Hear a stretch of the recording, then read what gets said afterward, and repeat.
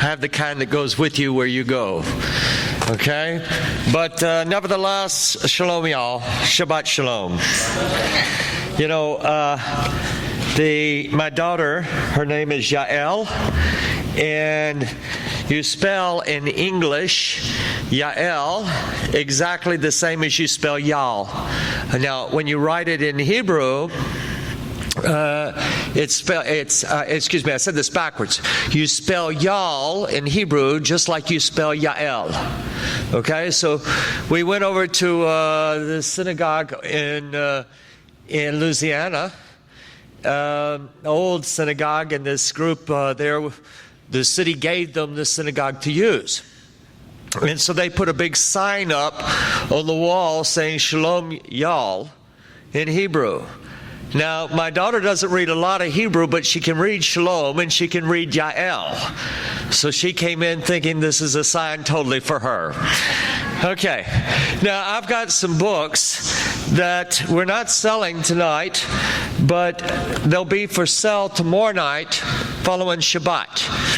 These are on the locations of the buildings of the temple. And that's the very first thing that we're going to go through, is where everything is located, to get a concept of that, to get a concept of the size and some of the functions and the differences. And so if you would like to get one of these, I can give them to you now, and you can use them to the thing if that will help you. So it's totally up to you. Jacob, can I get you to just see? Would you rather hold this? Would you rather hold it? Yeah, I can hold it. I don't have to read a lot tonight.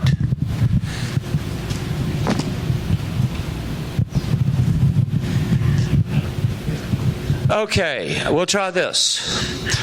If we can start with, I need the little, I got it. If we can start with the tour of the temple. Let me say, as we're bringing up our first slide, about 30 years ago, a little bit over 30 years ago,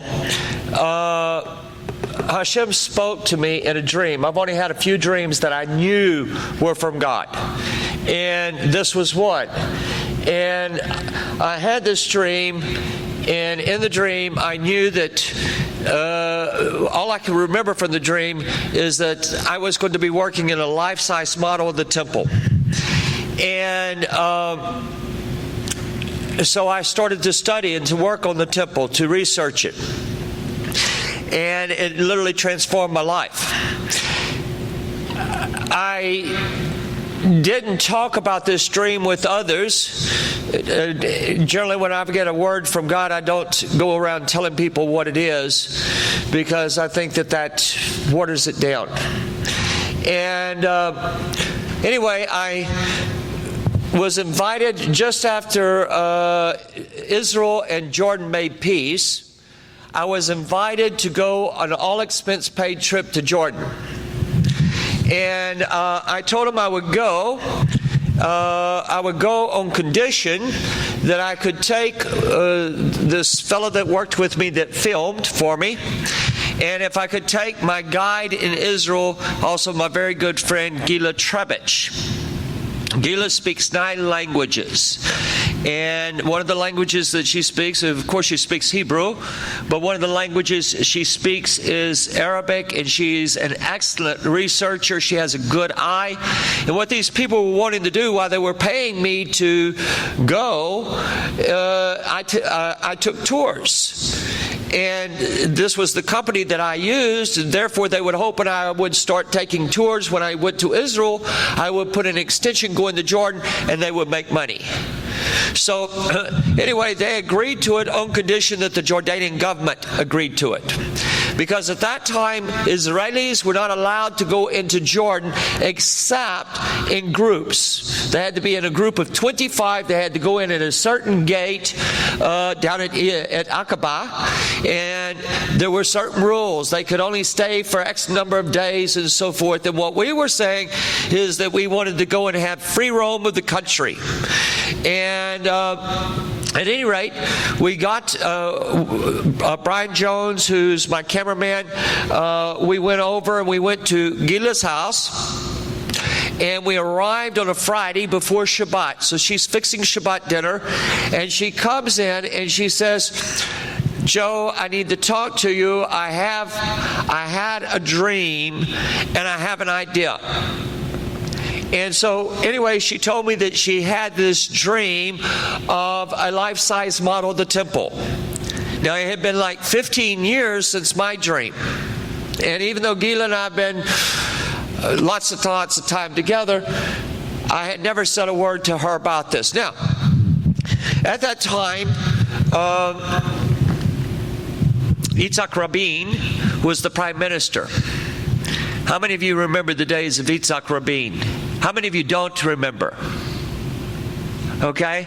Yitzhak Rabin was from the Labor Party. Labor is left. Okay, they're pretty liberal. Likud is right. And they're pretty rigid. Okay, so the Rabin is the one that negotiated a peace with Yasser Arafat. He negotiated a peace with King Hussein of Jordan. I think it was a good peace, that one. Not Arafat. But the real fear was that he was going to give away the Golan Heights. That he was going to negotiate the Golan Heights out from under the people. Do it behind closed quarters and so forth. And so, there's a long story I can't tell you here because we want to talk about the temple, but a fellow named Ronnie Levy. Ronnie Levy was the son of Yehuda Levy. Yehuda Levy was a sidekick of Menachem Begin, and he was the head of the Jerusalem Post. He was the editor of the Jerusalem Post. Ronnie got a hero for the Yom Kippur War. In the Golan Heights in the north, there were only 2 medals of valor. Now, the Medal of Valor in the Israeli army is equivalent to the Medal of Honor in the American army. And one went to a man named Lieutenant Zvi Greengold, who's a good friend of mine, and the other went to Avidar Kahalani, Lieutenant Colonel Avidar Kahalani. Kahalani, I know him, but not very well. Kahalani was in politics. This was in 1993. 1993. I'm going to tell you just a little bit of this story. In 1993, Kahalani was running for mayor of Tel Aviv. And about a week before Yom Kippur, this young man, Ronnie Levy, comes to Kahalani's door. Now, in 1973, the reason Kahalani got the Medal of Valor, he commanded a battalion from the 7th Armored Brigade. Almost all of their tanks had been destroyed. They were reduced to 4 tanks. They were almost without any weapons, any shells, any guns. And the Syrians started a massive attack coming down the valley called the Valley of Tears with 200 tanks and several brigades of infantry with tank-killing weapons. These 4 tanks were standing against them. The commander in the north told Kahalani to pull back. They couldn't stop him. Kahalani attacked. Kahalani said his radio wasn't working right, and he attacked. He went down the valley.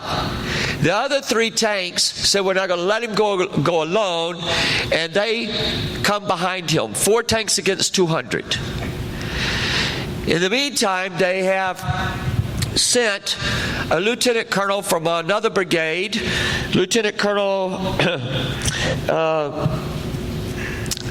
I'll think of it in a moment. I know the guy. Ben Hanan.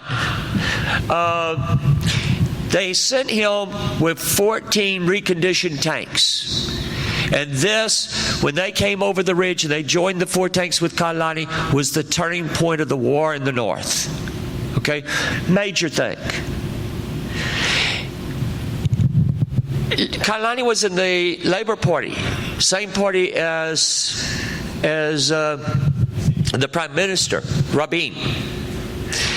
And all of these things were going on. People were very upset about what the government was doing and not telling them behind the scenes with the Syrians. So Ronnie Levy goes to his house, knocks on his door about a week before Yom Kippur. Kailani comes to the door, opens the door, doesn't recognize Ronnie, who he knew him as a child. And he says, "What do you want?"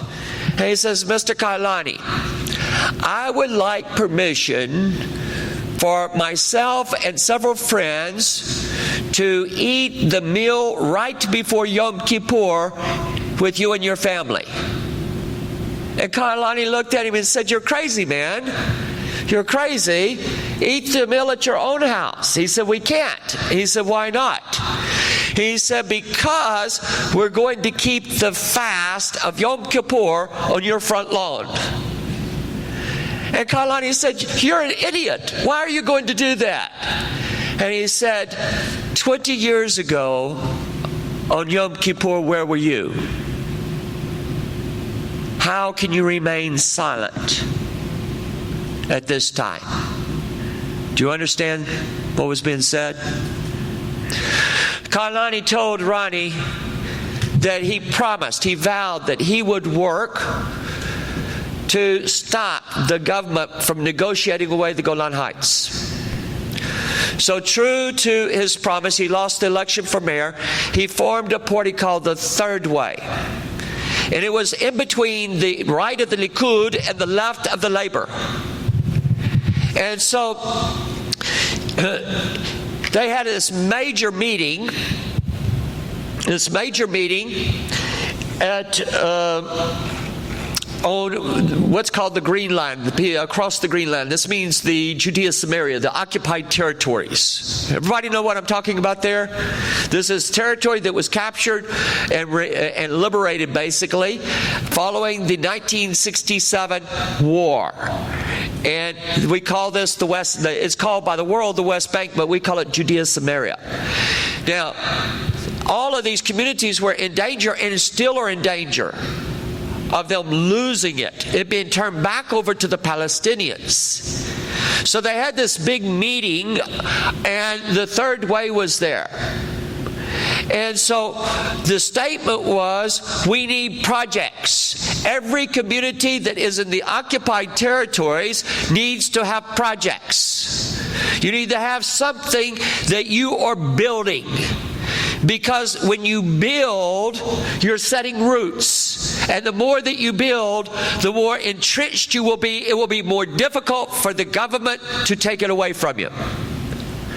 So at any rate, the mayor of the largest community across the Green Line, his name, the name of the community is Ma'ale Adumim. It's actually a suburb of Jerusalem now.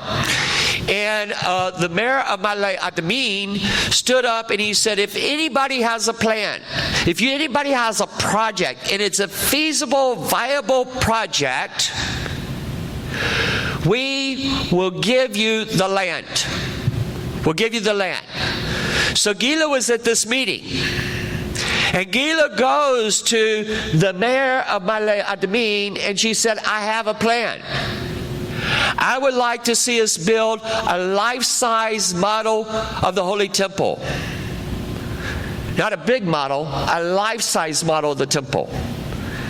That people can come and they can see what the temple was like. Ceremonies of the temple could be reenacted.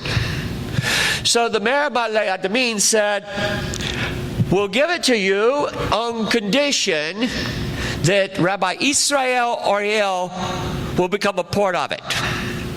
Now, Rabbi Ariel is the leading rabbinical scholar on the Holy Temple. He is the head of the Temple Institute. Gila goes to see Rabbi Ariel. She goes to see Rabbi Ariel, and Rabbi Ariel, she begins to lay out that she wants to have a life-size model of the temple, and she's waiting for his response. First off, he's ultra-Orthodox, and here she is, a woman coming to present a plan like this. Now, Gila knows Rabbi Ariel. He knows her, okay? But it's not the easiest thing there. Rabbi Ariel looked at her and he said, we've been waiting for this. I want you to turn in your Bibles, please, to the book of Shemot, the book of Exodus.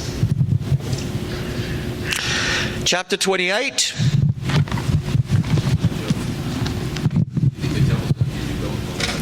What's that?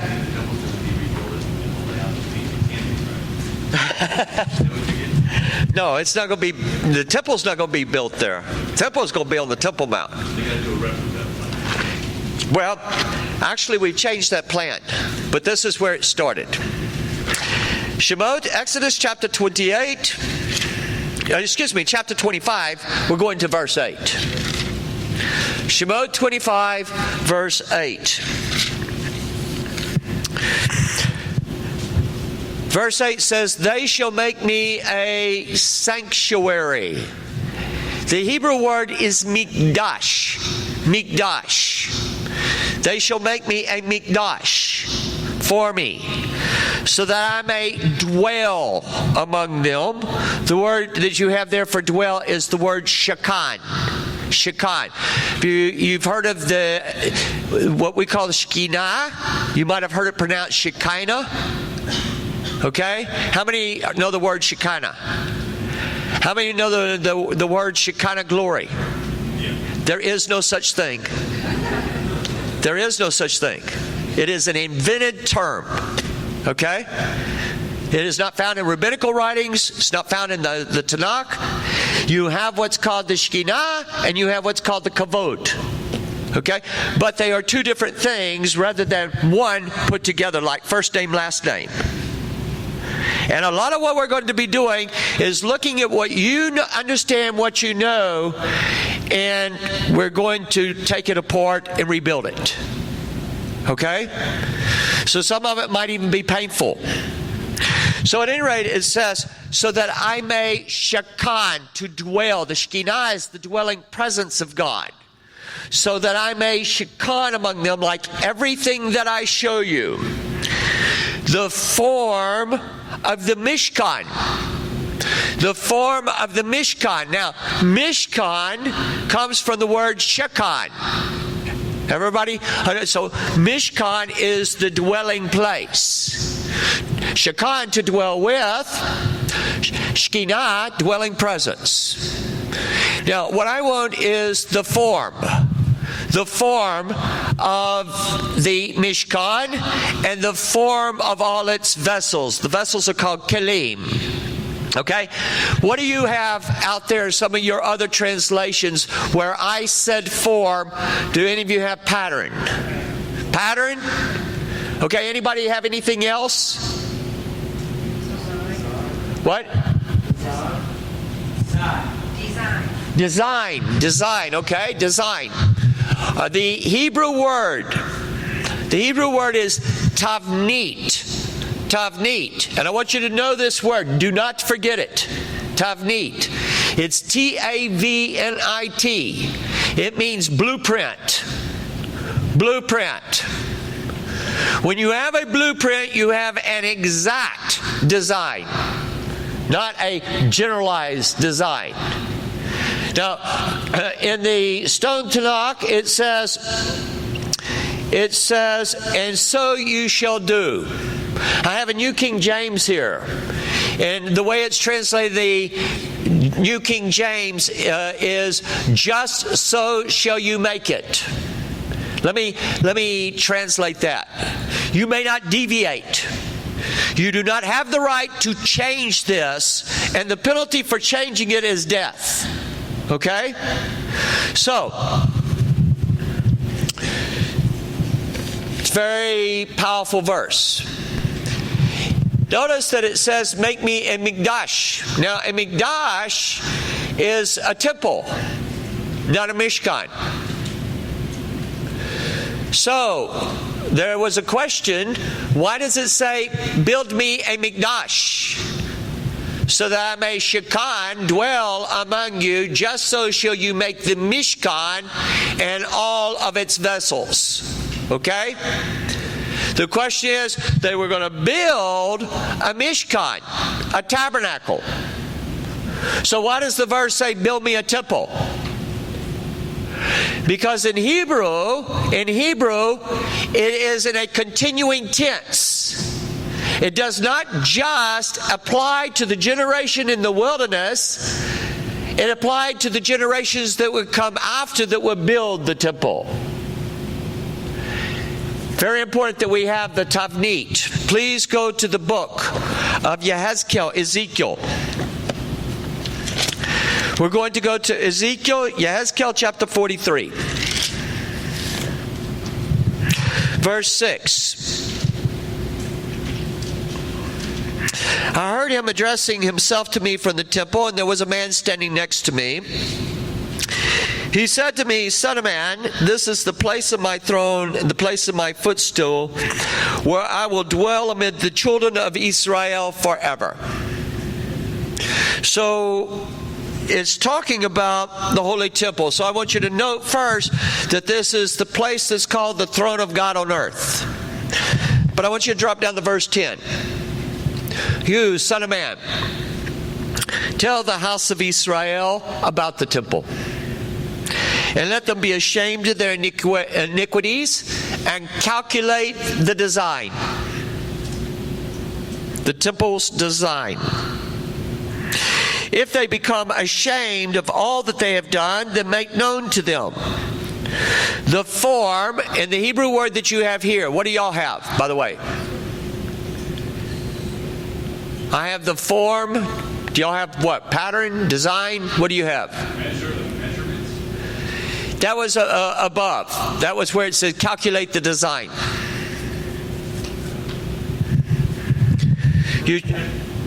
What's that?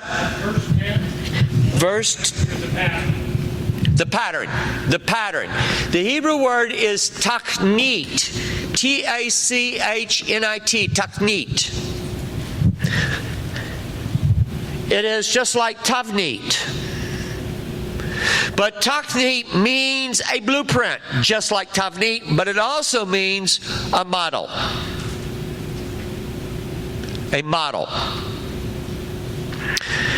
This is why Rabbi Ariel told Gila, we've been waiting for you. Because it was prophesied that before the coming of the temple there would be a model that would be built. Ibn Ezra said, whoever sees the building of the model will see the resurrection of the righteous. Parbar, very famous commentators, made the statement that whoever would see the model would see the coming of the Mashiach. It goes on to say, make known to them the taknit of the temple and its design, its exits and its entrances and all its buildings, all its forms, all its laws, all its designs and all its teachings. Write all this down before their eyes so that they may safeguard its entire taknit and all its rules and fulfill them. There is a commandment for us to know the temple, to know it. There is a commandment that applies to every generation to build the temple. That's that's Shemot 25 verse 8. That is a continuing commandment to all that believe in Hashem. So, the next few days, I'm changed what I was going to do. The first thing I'm going to do is take you on a tour of the temple. We were building at my office a smaller model. We formed a company in Israel called Olam Mikdash, which means Temple World. Temple World. We were drawing up designs, working on everything for that, when in 2002 the Intifada began. And the tourism in Israel bottomed out. But we didn't stop working on the model. We just changed how we were working on the model. We were building a model at my office, and I had a model maker that worked full-time on my staff. And we had a problem because we don't know a lot about the temple. We don't know a lot about it. But we're learning tremendous amounts. But every time we learned something new, we had to go tear down the model and build it again. So it became counterproductive. So now, if you can go to the first slide. Now we're building a virtual reality model. And this is, I believe, what was intended by Hashem. I don't know how long it's going to take, but we'll know that when we have it done. Now, what we're looking at, I want to give you an orientation. First off, all the illustrations are going to be pretty much with this orientation. To your left-hand side will be the south. To the top will be the west. To the end will be the north, or to the right. To the bottom will be the east. Some of you tell me what's wrong with this picture. Yeah, how do you know it's upside down? The Hebrew is upside down, okay? That's because the picture was turned wrong. Okay, we flipped the picture so that we could get it with this same orientation so that people could see it. Now, I'm going to read this upside down Hebrew to you. Over here it says Hakotel. This is the western wall. Right there. This is Kodshei, the Kodshei Kodshim. The Kodesh Kodshim, excuse me. The Holy of Holies. This says Azarah. That's your inner courtyard. This says Ezrat Nashim, court of the women. And this says Chel. Not H-E-L-L, but C-H-E-I-L. Chel. Now notice that this is the size of the temple as the rabbis saw this a few years back.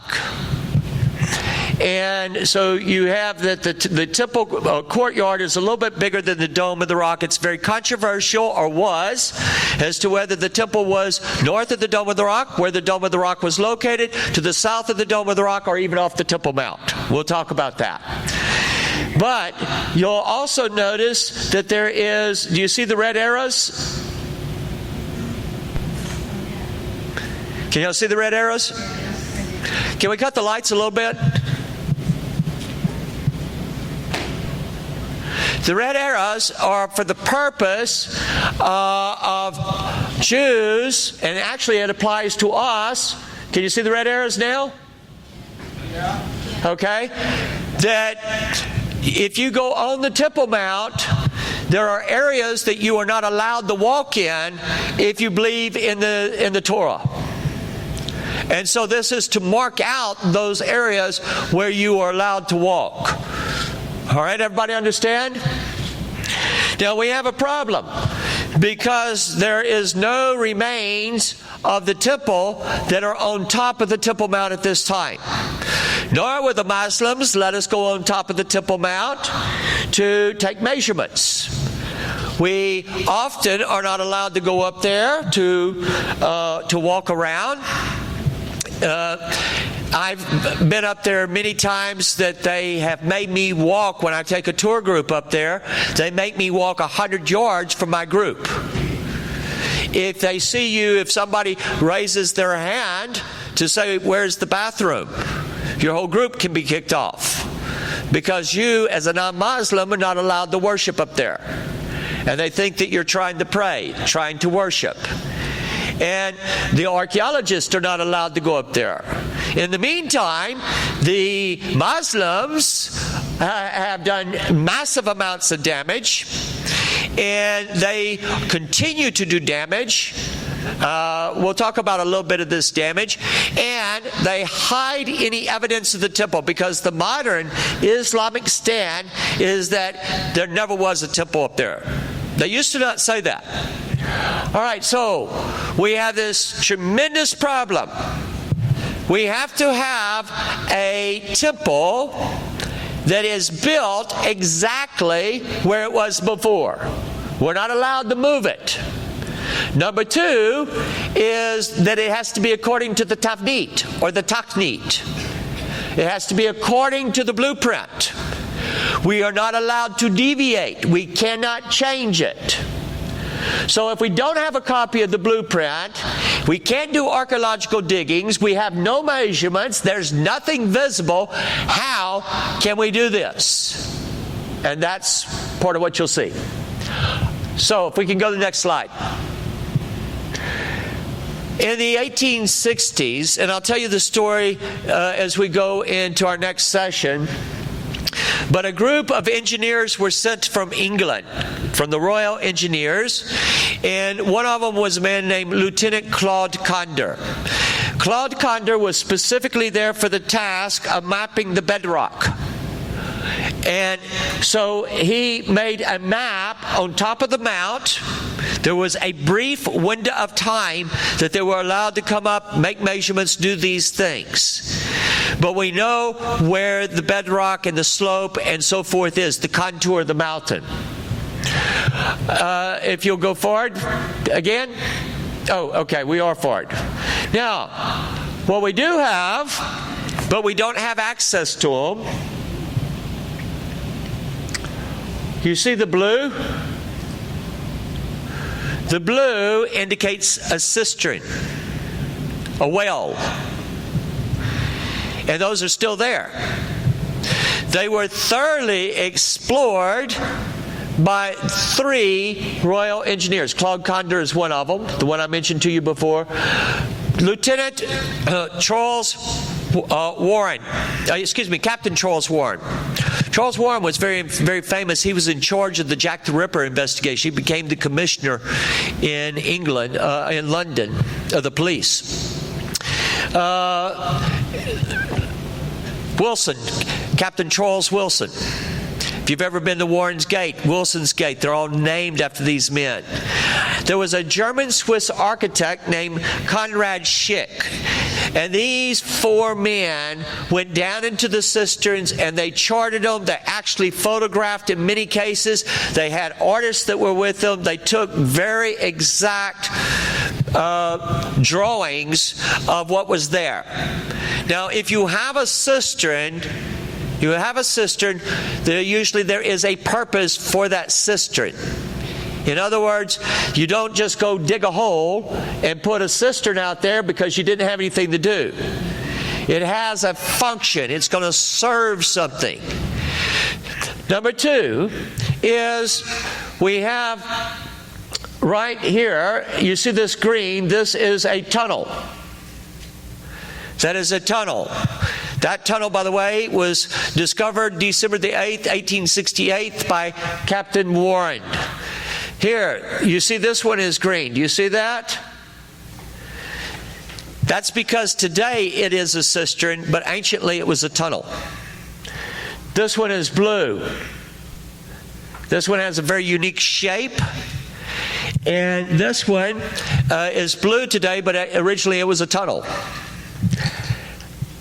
This is an area that's very controversial called the Solomon Stables. This is called the Hall of Passageways. Do you see the yellow? Can you see the yellow? The yellow is conduits. Conduits. All right. If we can go to our next one. Did we go?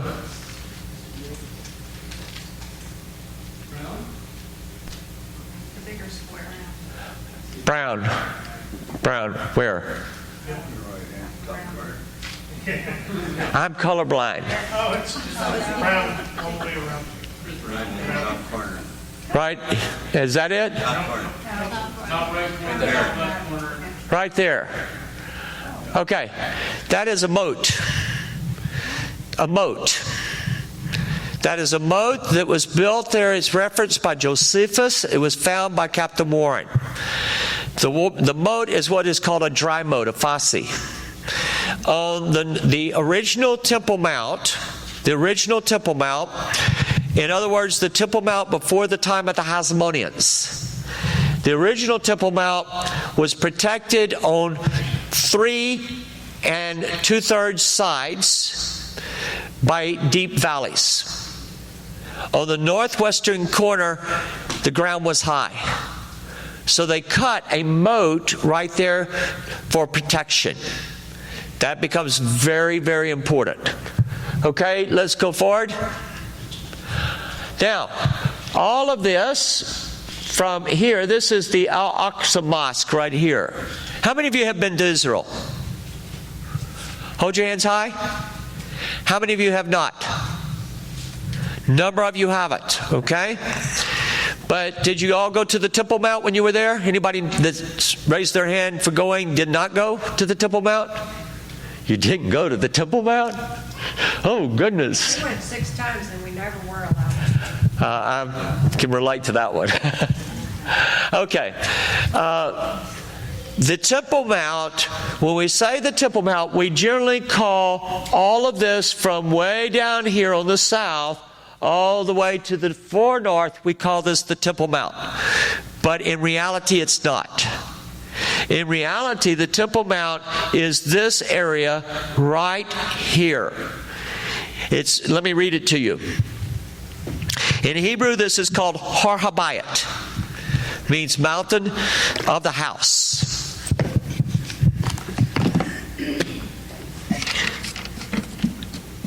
I'm reading from the tractate of the Mishnah called Midot. Midot means measurements. If we did not have these measurements, we also could not put this together with what the Palestine Exploration Fund, that's what the explorers from the Royal Engineers was called. Nothing to do with Yasser Arafat, by the way. Okay?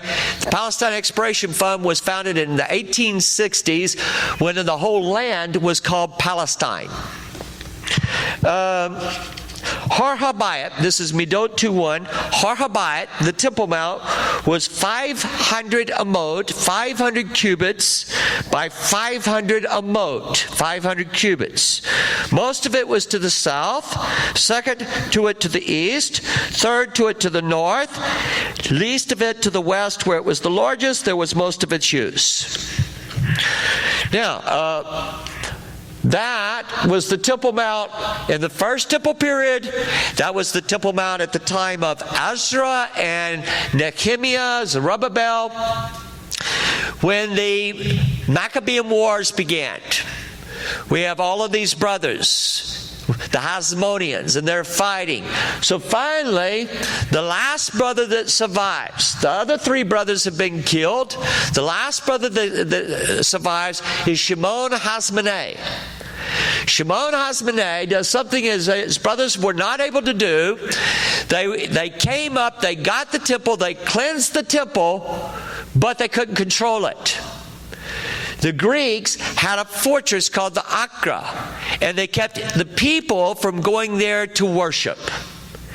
And so Shimon Hasmoneh destroys the Acra, and he extends the Temple Mount to the south, right along here, to the south.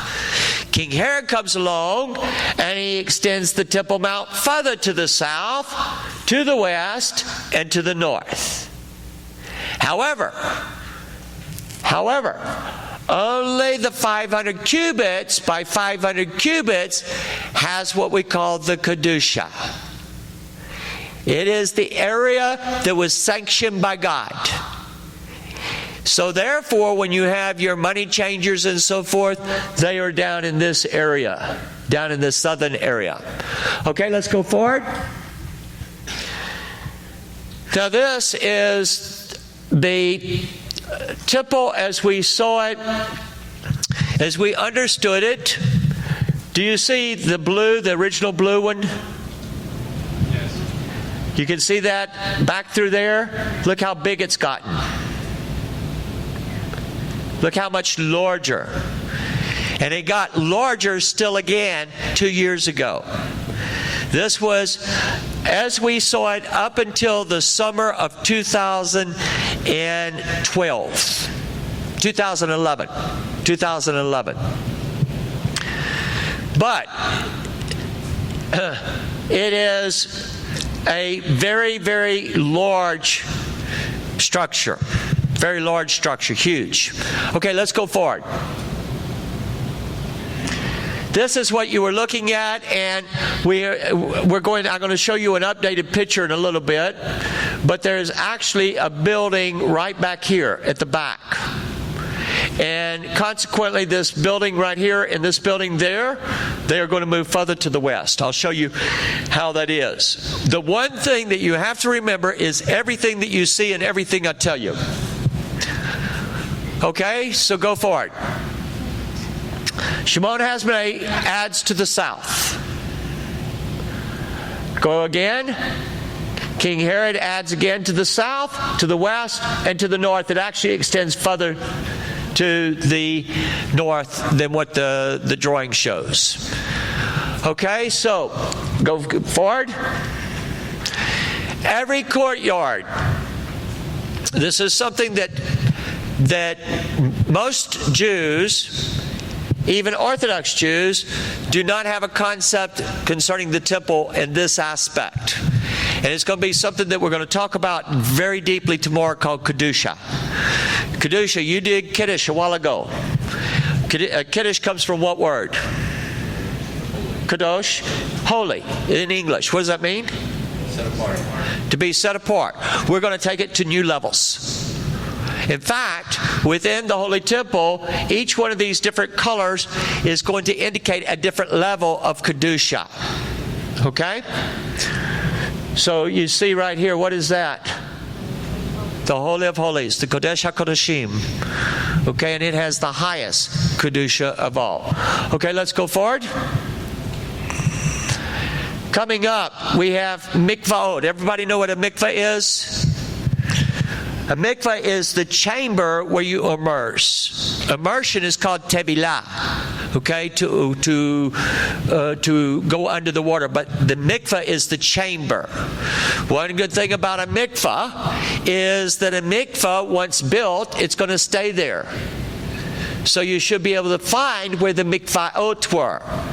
So we have to go back to the text of the Tanakh, to the Mishnah, to the writings of Flavius Josephus. Josephus was a Jewish priest that wrote a history of the Jews when he was in Rome. And very, very valuable to us. We actually discovered where the bathrooms were. And the bathrooms became a major key. Major key. Let me ask you something. All right, we have a mikvah here and we have a mikvah there.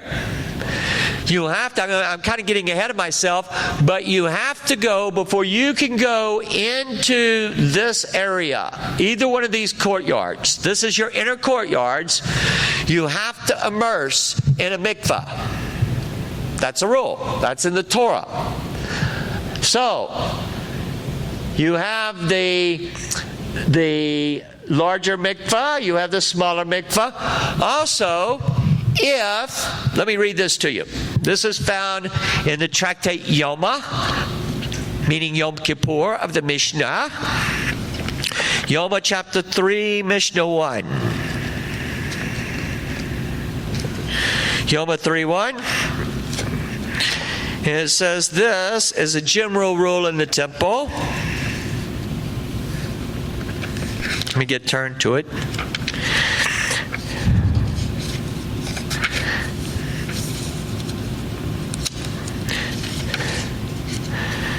Excuse me, it was 3:2. This was the general rule in the temple. Whoever covered his feet in the temple required immersion. Do you know what that means? Whoever covered his feet in the temple required immersion. It means it is a Hebraic expression for having a bowel movement. Whoever covered his feet in the temple required immersion. And whoever passed water had to sanctify his hands and his feet. In other words, his hands and his feet had to be washed in a ritual fashion.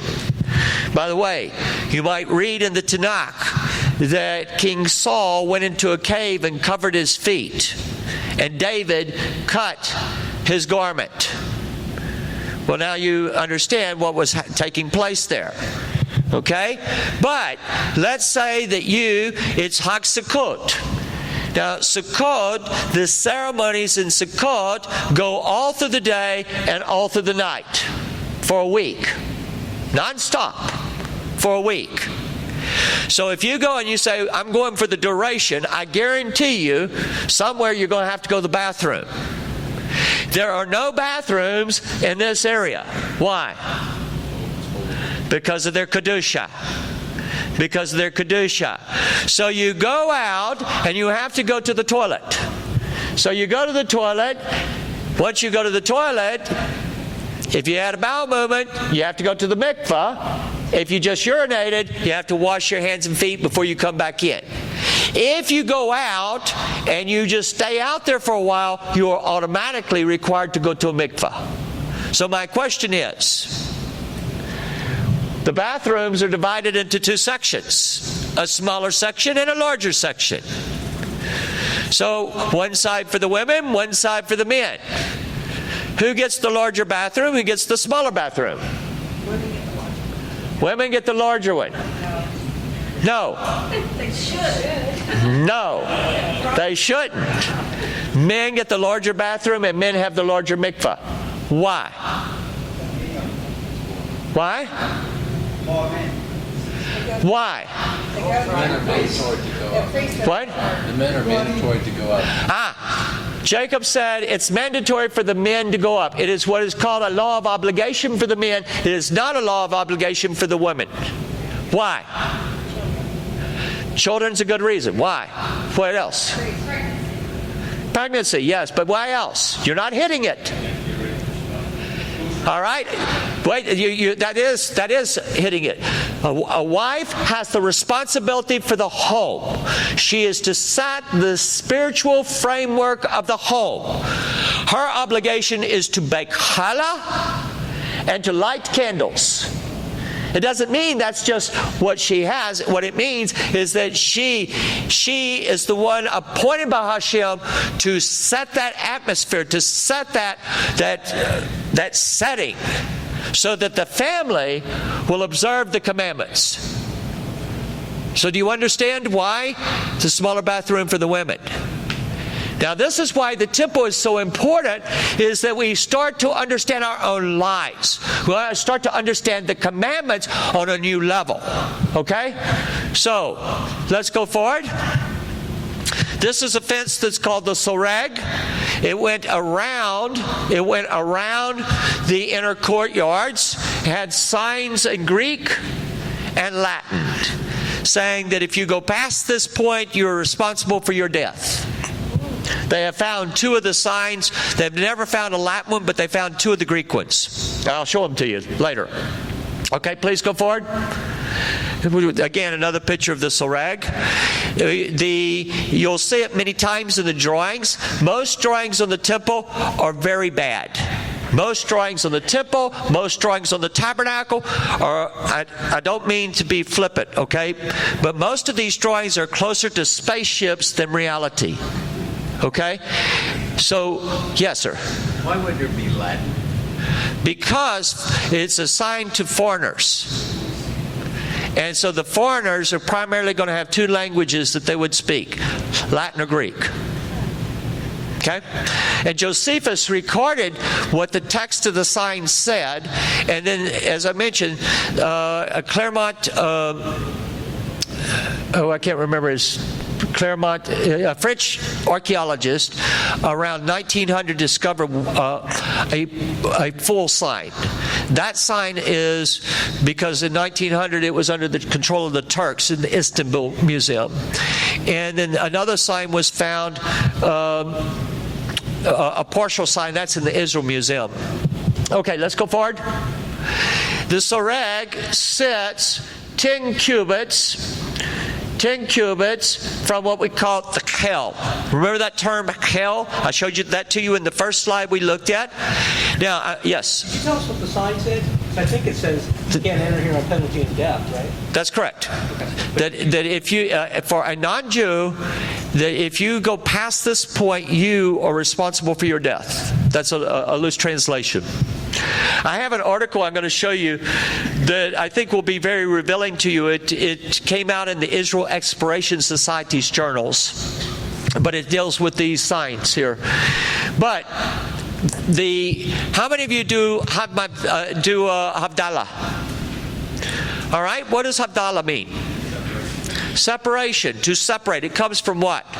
Where's the first place that we have this terminology?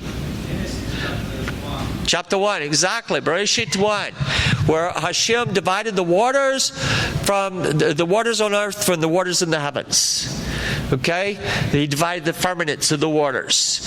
And we have a prayer that we say during the Havdalah service. The Havdalah is the conclusion of Shabbat, the conclusion of a festival.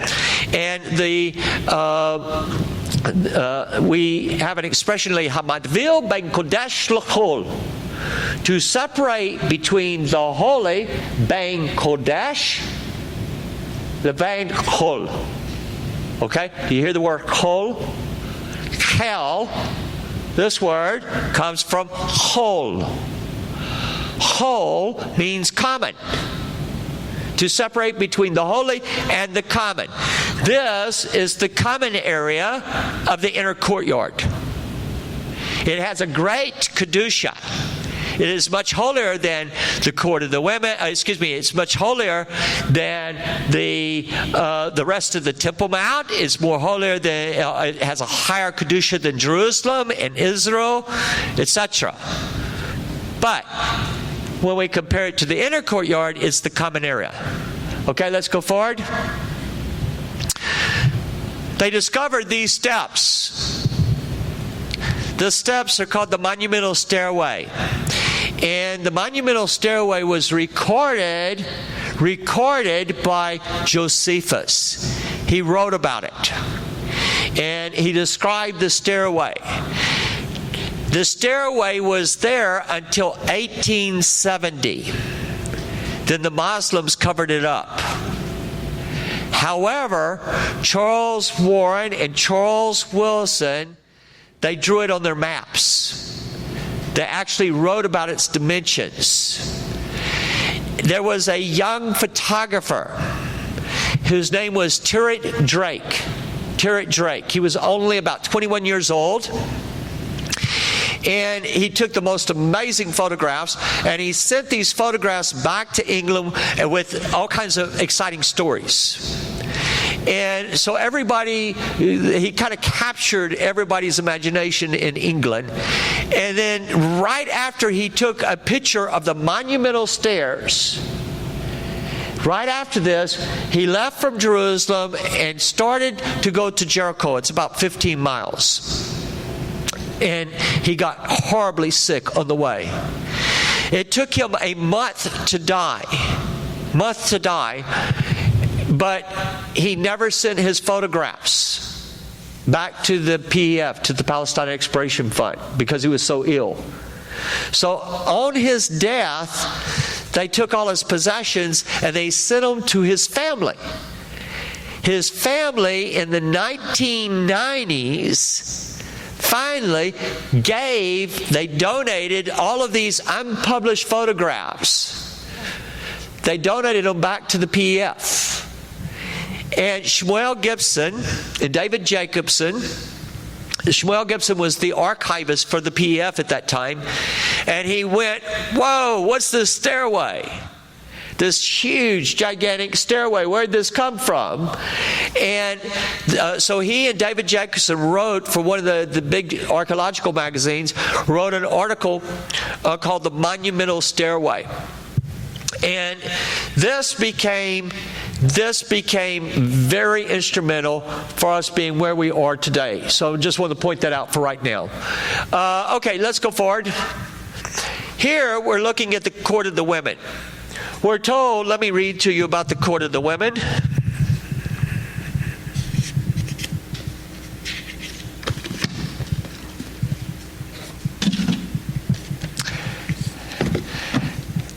I'm not good with a microphone in my hand.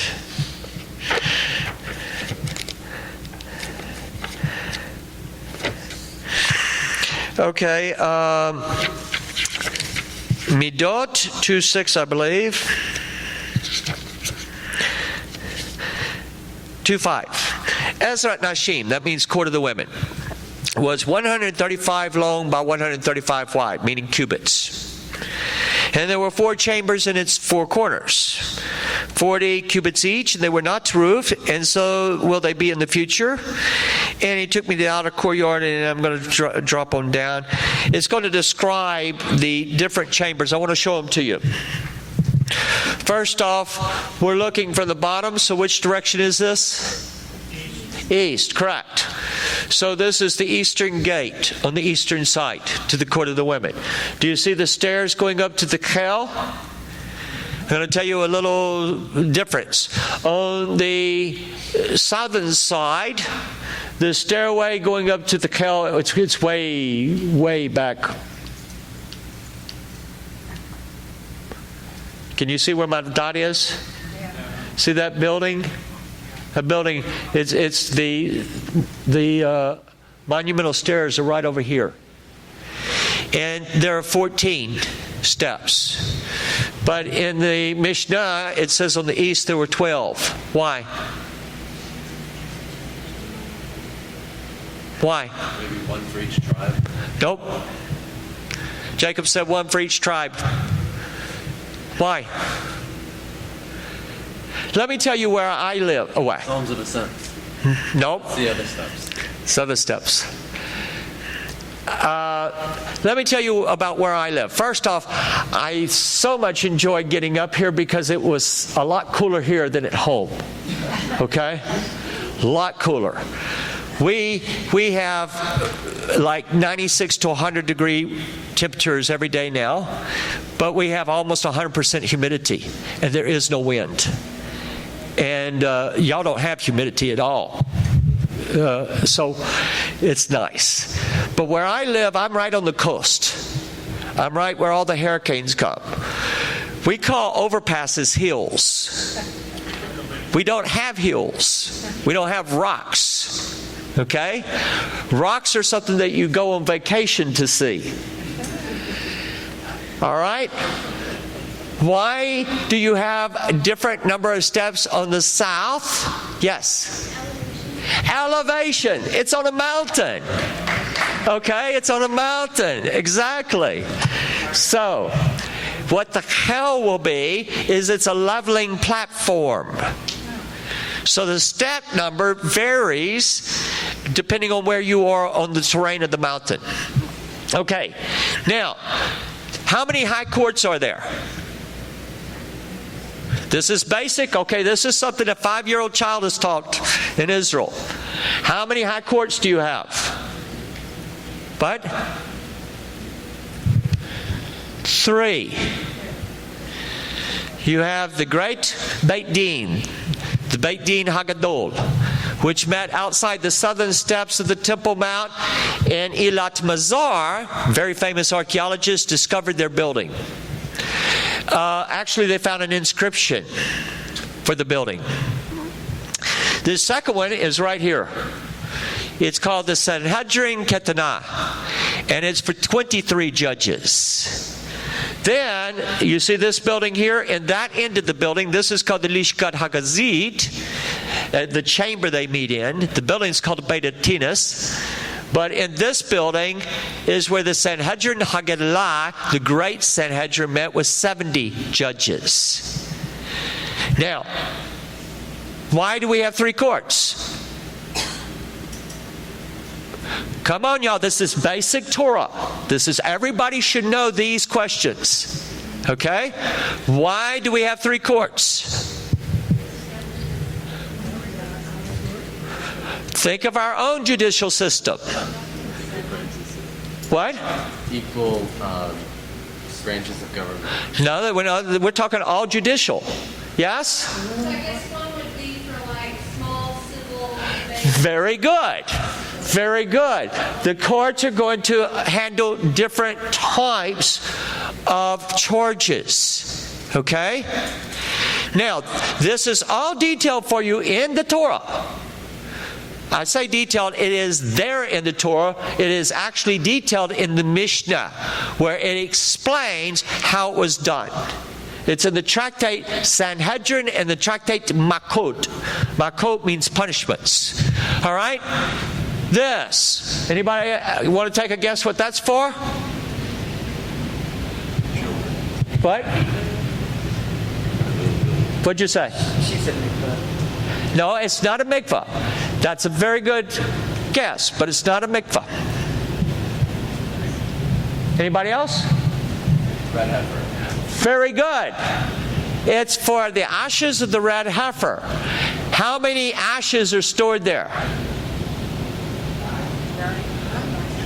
Well, no. There's none there now. The building's not there, in fact. Yes?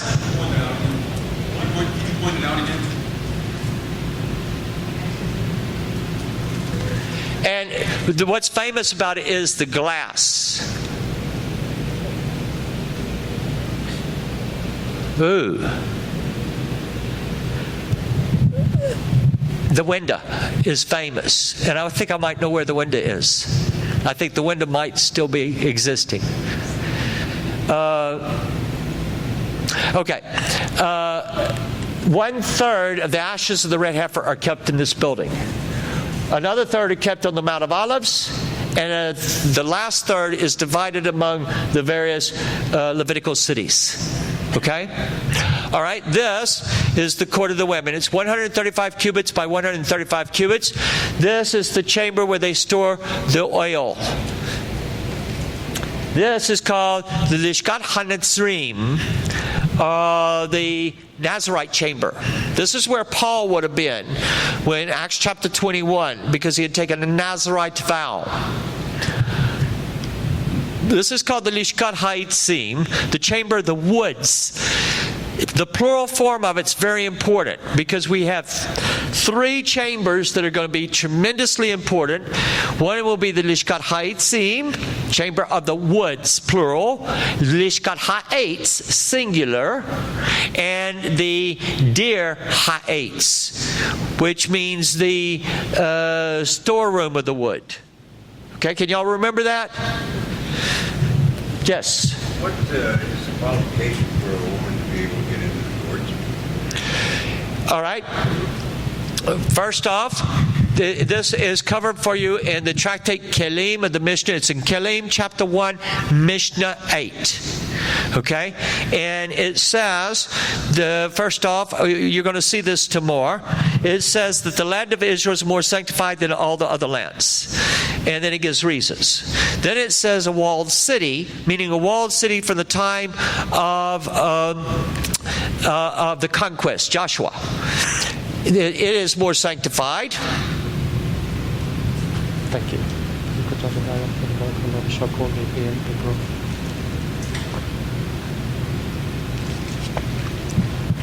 It is more sanctified. Then it says that within the walls, meaning Jerusalem itself, then it says Har Habayit. Then it says the Kel is more sanctified than Har Habayit. And then it says Ezrat Nashim is more sanctified than this. And it lists off, it says that a Zavim, a Zavot, a Nidot, and a Yodot may not enter there. Okay? A Zavim is a man that has a genital discharge. So he has an impurity. A Zavot is a woman that has an issue of blood outside her menstrual cycle, like the woman that had the issue of blood for 12 years. A Nidot is a woman in her menstrual flow. And a Yodot is a woman that has a discharge following childbirth. Now, anyone is disqualified that has corpse impurity. You have to go through the ashes of the red heifer to go into this area. Okay? So,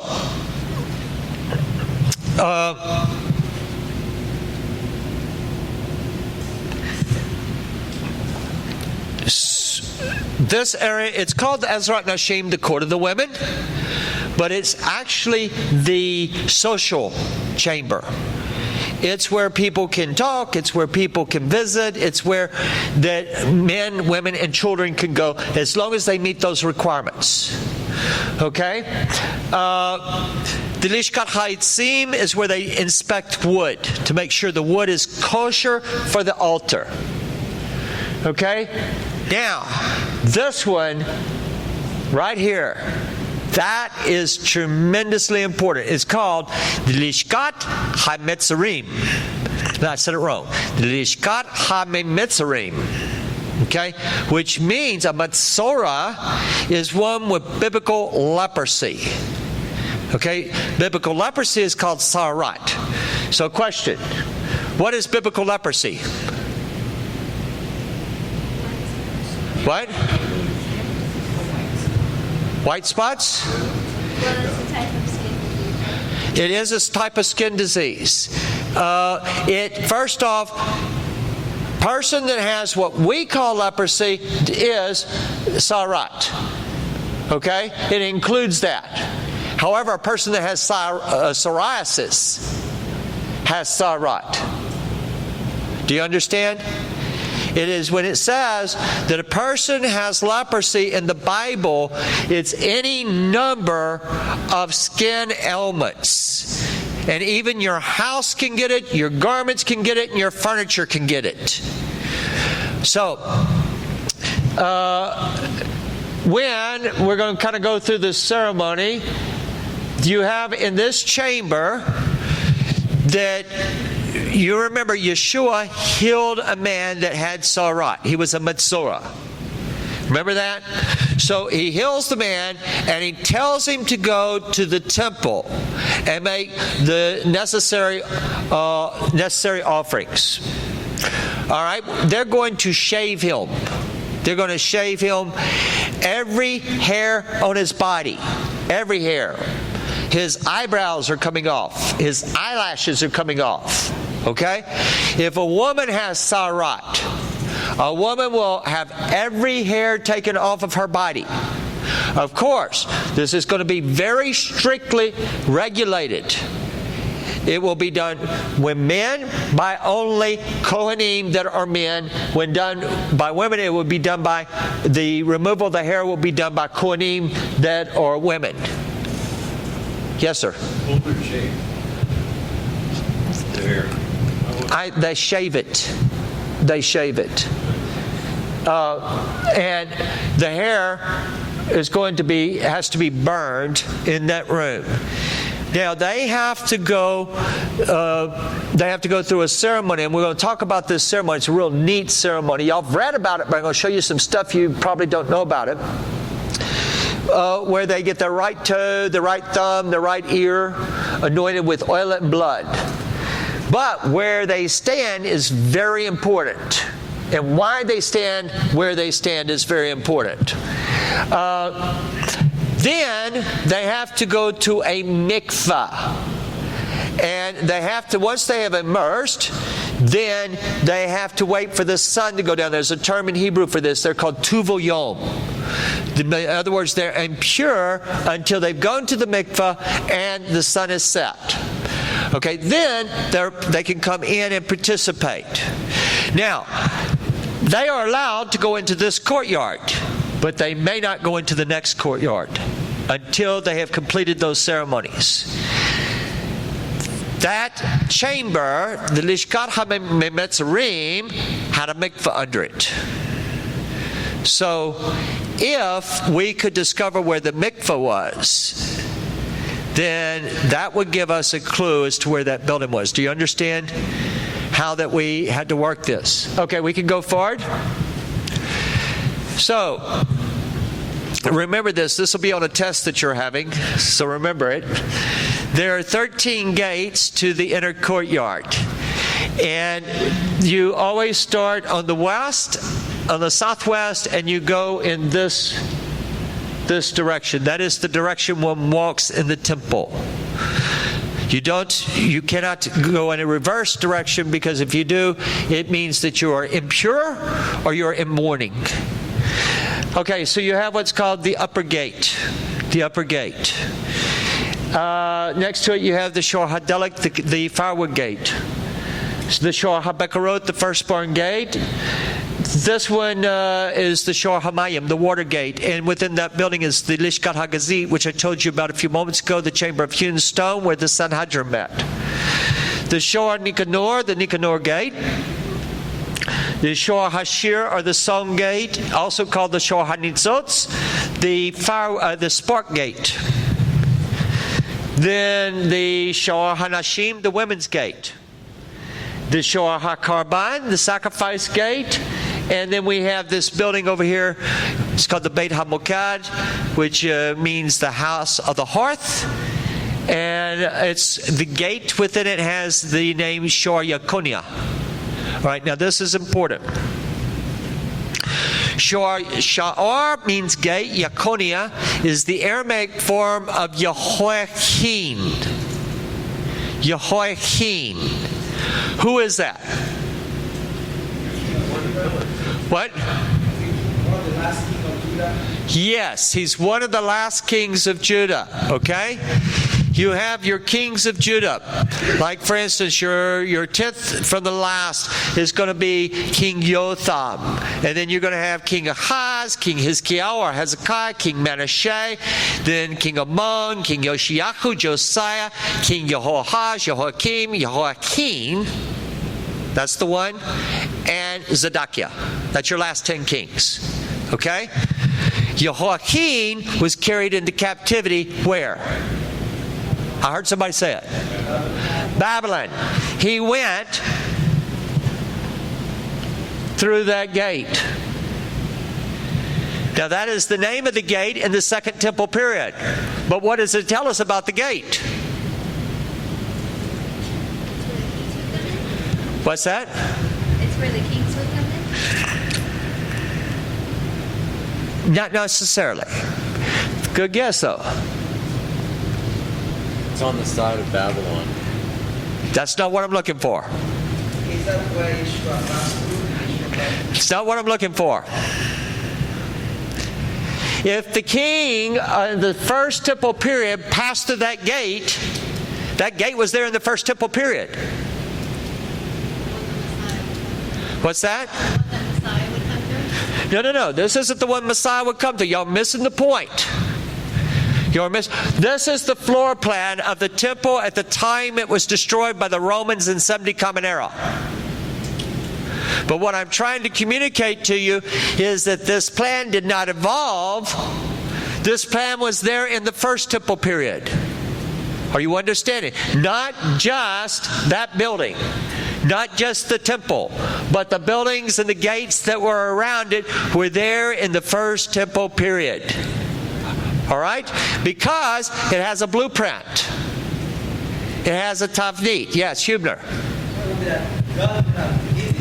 What's that? God gave it to Solomon. Yes, that's 1 Chronicles chapter 28 and verse 11. Let's go to that.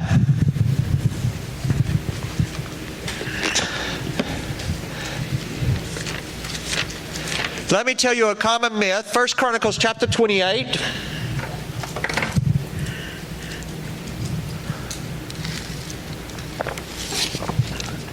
Could I get another cup of water?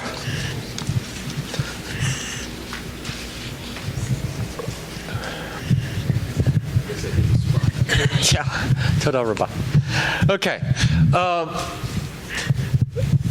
There is a belief within Christianity, and there's a belief that is carried over into the non-Jewish Torah world, two-house Messianic Judaism, that the rabbis put all these institutions in the temple. They did not. They did not. They could not. They could not. Not any more than you could go up and be a guest visiting in the White House and decide to repaint the room you're staying in. Okay? It just cannot be done, and the penalty would be death. Penalty would be death. You cannot change anything because God gave the plan and He told them you can't change this. 1 Chronicles chapter 28 verse 11. Then David gave his son Shlomo the plans. The tavnit is the term in Hebrew for plans. For the vestibule, that's the temple building, its houses, its treasuries, its upper chambers, its inner chambers, and the place of the mercy seat. That's the temple building. And the tavnit, the plans for all that he had by the Spirit. It did not come from David, did not come from Solomon, it came by the Spirit of God. Of the courts of the house of the Lord, of the chambers all around, of the treasures of the house of God, and the treasures for the dedicated things, and for the division of the Kohanim. How many divisions do you have? Good. 24. What are they called? Courses. Give it to me in Hebrew. Anybody know? A mishmor. Mishmor. The plural is mishmorot. And I'm going to tell you something that, in a moment. I'll wait a moment to tell you.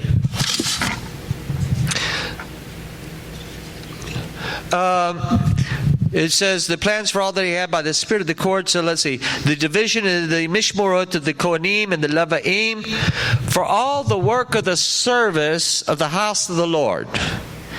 And for all its articles of service in the house of the Lord. All right, so the term that you have there for the work of the service is almost a double. It's the term avodah. Avodah. Avodah means work. Avodah means service.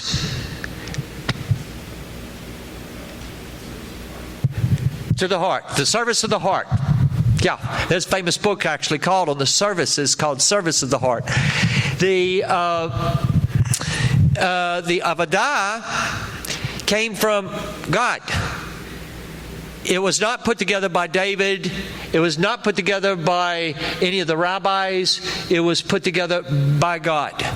And that's why the services are so important to us. Every believer should know the prayers. They should know the services, and they should aspire to grow in this. Not just because it's a good way to get all excited. I mean, everybody loves Hinei Matov, right? I heard y'all singing Hinei Matov today. It's got a good, nice beat to it. It's got a nice message to it. But it was sung at a specific time. At a very specific time in the temple services. Do you know when? If you don't know when, you failed in what you should have known. Yes, ma'am? No. But hey, you had the chutzpah to guess. Okay? All right? It's part of the Shir HaMelot, the Songs of Ascent.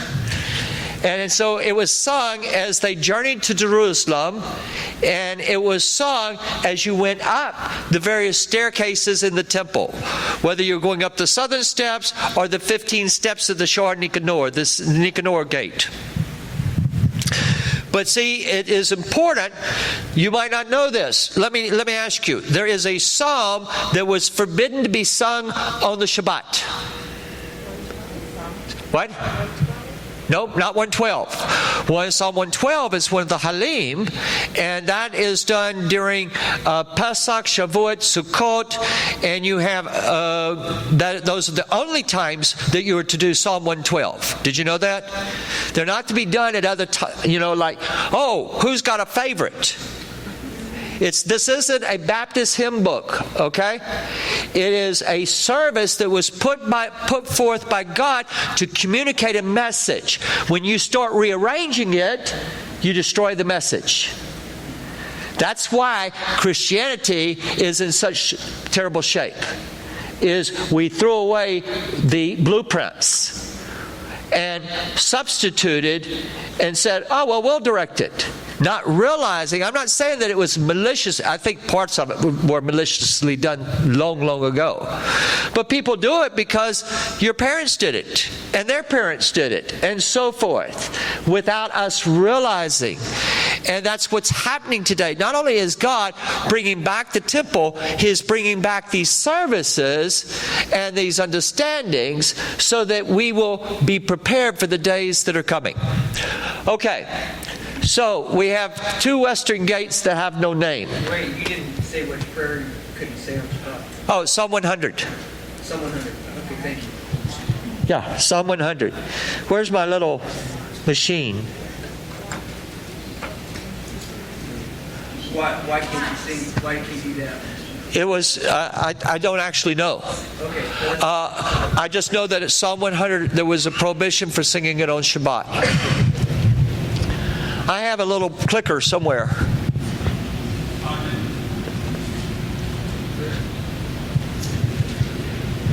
It doesn't change the slides, but it's what I used to point with. Don't think so. Nope. No shirt pocket. Set it on the shelf.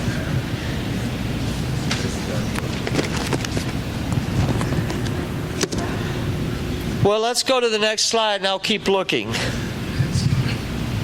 had it up here last. I saw it in your hand.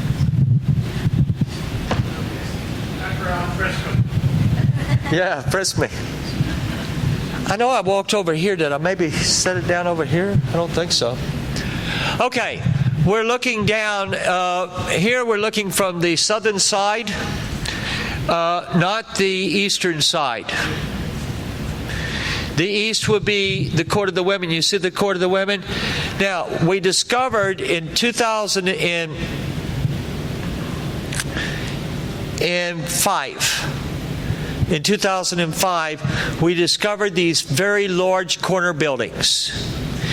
The corner buildings, I need the pointer. Is it in your left back pocket? No, that's my wallet.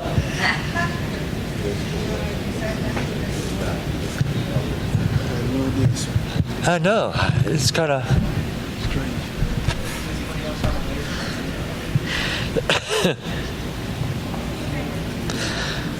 Hey, Katrina, ask if anybody else has a laser. Does anyone else have a laser?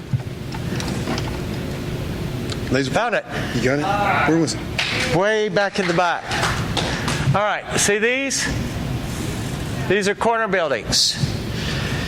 Nobody knew these were there. I have trifocals, so I can't see down. Okay. Nobody knew these were there. We discovered them in 2005. It was based, what caused us to discover it was in part that monumental stairway.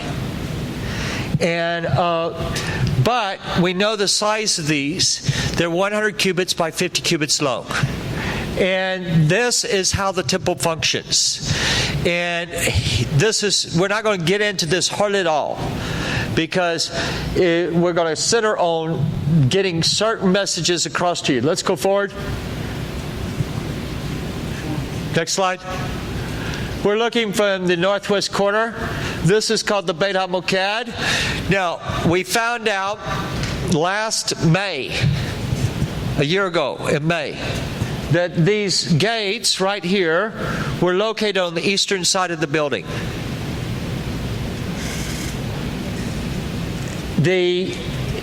How many gates do we have?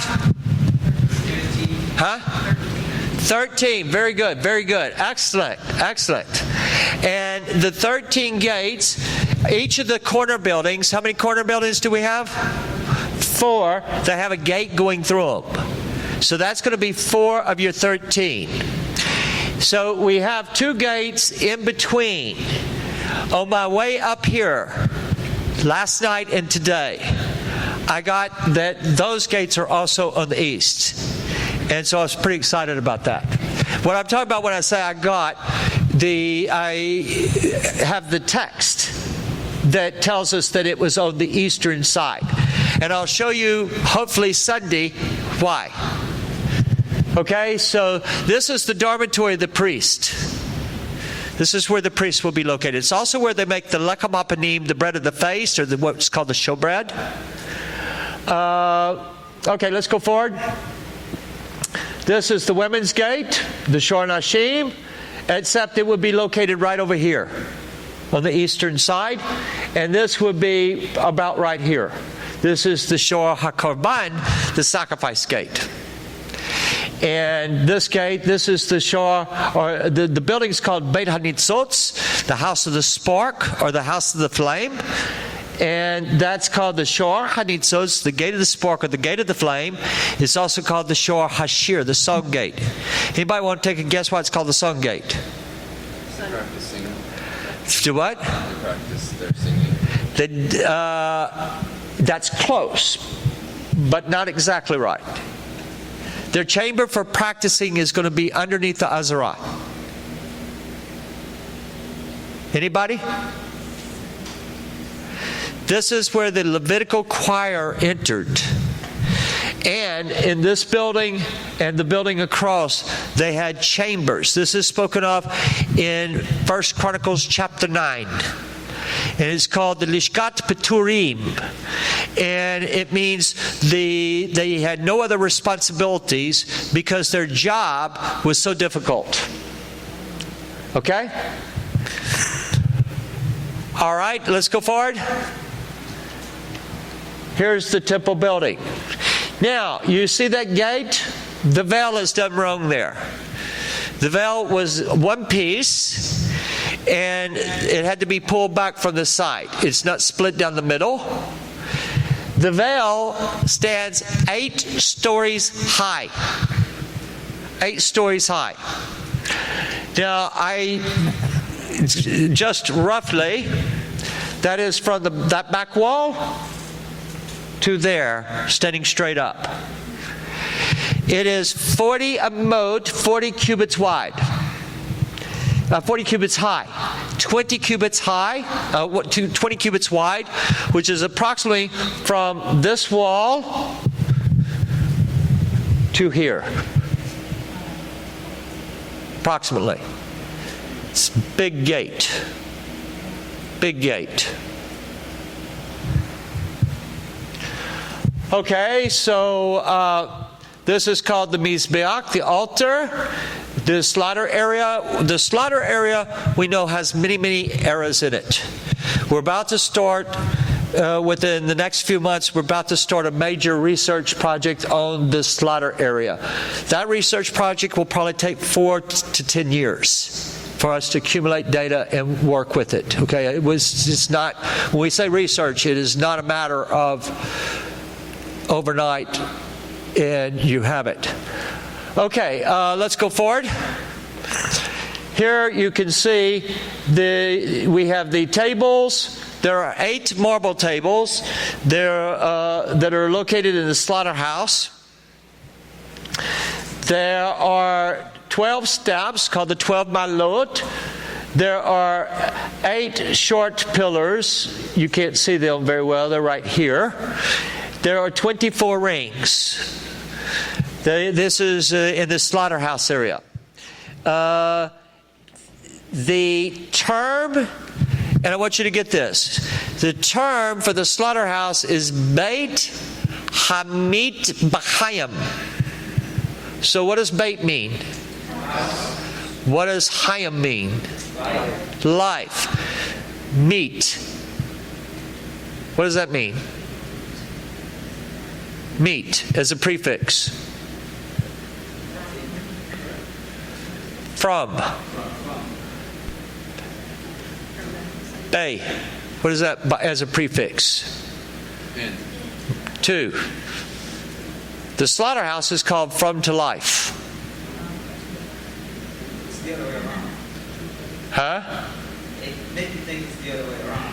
Yes. The temple is not a place that is about death. The temple is a place that is about life. Okay? So this is the altar. The altar is, some of you are better than me. How high is this ceiling here?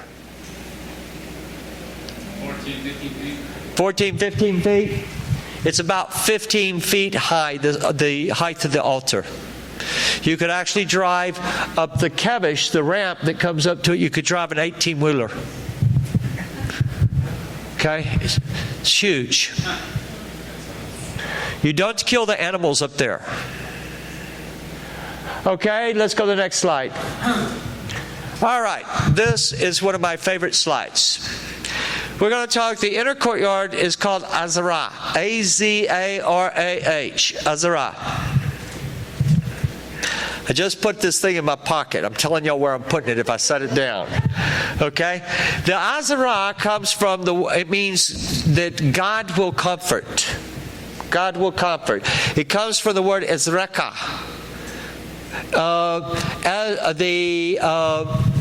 Ezra comes from the same word. In the Azarah, you are not allowed to sit. You are not allowed to sit unless you are a king descended from David. In the Talmud, it talks about King Agrippa II, that he wept because he could not sit.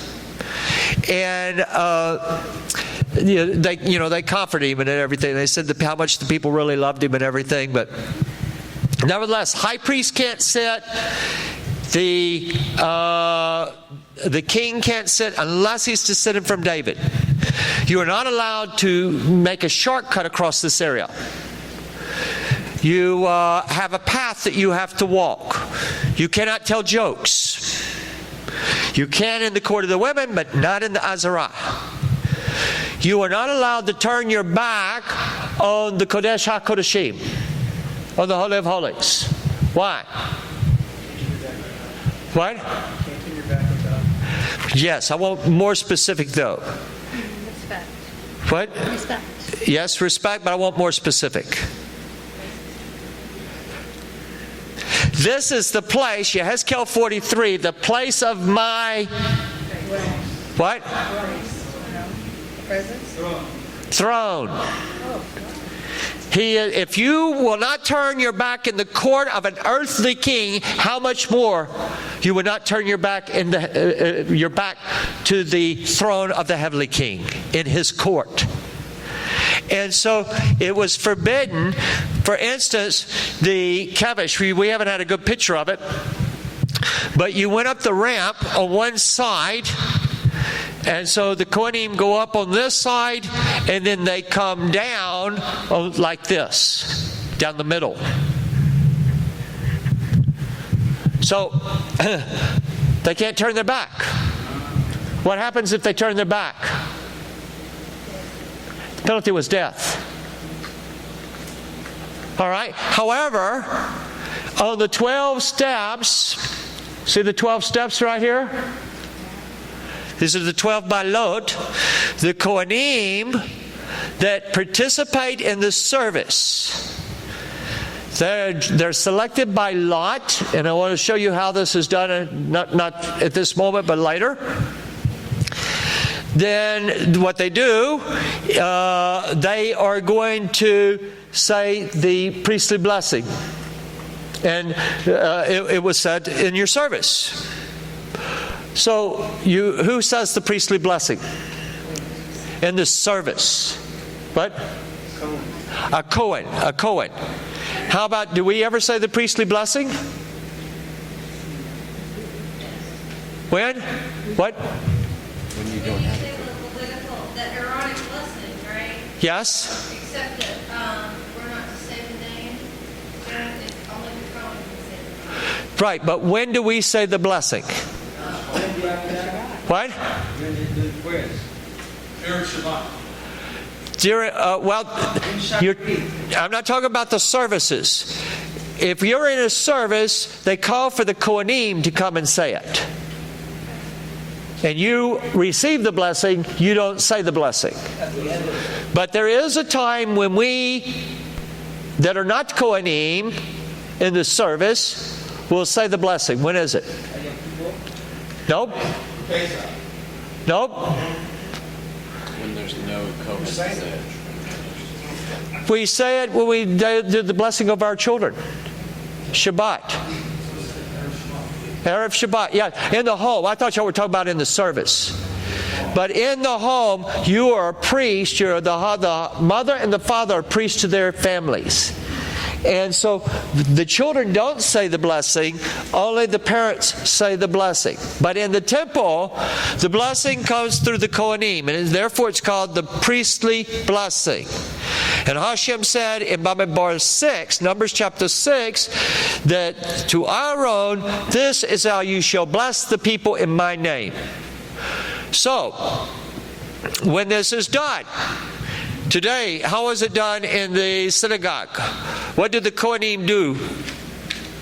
What do they do? What? The sign of the sheen. That's right. They do the sign of the sheen, and they did it anciently. What else do they do? I might have heard it. Wash their hands and feet. The people watch their hands and watch their feet. They put the talit over their head. They put the talit over their head. Why? You're going to be along with God. What? You're going to be along with God. No. That's how, when we are praying like the Amidah, people will frequently do that. But when doing the priestly blessing, the reason it's done is because the blessing is not to be seen as coming from you. It's coming from Hashem. Okay? So they cover their head, and the people are not to look at their faces, they're specifically to look at their feet. Because in English it says, the Lord bless you and keep you. The Lord make His face shine upon you and be gracious to you. And the Lord let His countenance be upon you and give you shalom. But the blessing is from Hashem. So, in the morning and in the afternoon, during the Shacharit and the Minha service, all the Kohanim that participated in the service will stand on their steps with their back to the Kodesh HaKodeshim. And it is allowed. Why? Because they're in the place of the Heavenly Father. No, it's because the blessing is coming from Him through them. Right. Yes. Okay, now, this is the platform called the Dukan, where the Levitical choir stands. There are 3 steps. This right here is called the Ezrat Yisrael, the court of Israel. That's where, how many districts of Israel do you have? Take a guess. No, but people, really and truly, this is something that you should, every one of you should know most of these, not all of them, but you should know them, okay? Because this is the basics of Torah. So, we have 24 districts. 24 districts, just like we have 24 courses of priest. And we have 24 courses of Levi'im. Now, the 24 districts are called the Ma'amad, the standing men. They are going to stand right here as the incense is burned on the inside of the temple building. The priest, on the inside of the temple building, he is going to pray what do you think he's praying? He's praying the Amidah. He's praying the Shemoni Esrei, the 18 petitions. The men standing out here, they are praying exactly those same prayers, word for word. That's why when Zechariah was burning incense and he tarried, they became concerned because they'd finished their prayers. And they knew it was time for him to come out. And so you were not allowed, if you went in to burn incense, you were not allowed to deviate on the prayers, because it could bring disaster on Israel. We had Uzziah went in and burned incense. And what happened? What else happened? What? 3 times in the scripture we only have, this is the only earthquake that's mentioned by name. The earthquake is in the days of Uzziah. It's mentioned 3 times in the scripture. Zechariah chapter 14, Amos chapter 1. Josephus tells us that when he burned the incense, a great earthquake came. Great earthquake, and something else happened. And I'm not going to tell you that one, okay, today, not tonight. Okay, but when you read the Hebrew, there's only one way that the stairs, 3 steps of the Dukan, can be arranged. And they are arranged where the Levi'im have their backs to the Kodesh HaKodeshim. So why?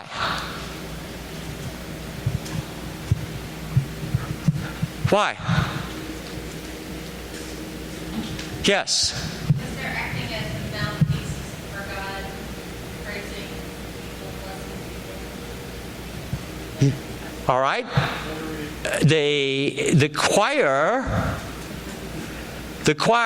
Let me take a drink of water.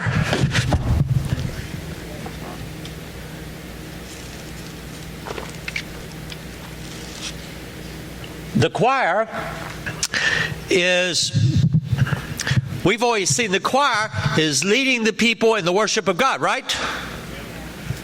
That's not what it did. Hashem is singing to the people through the choir.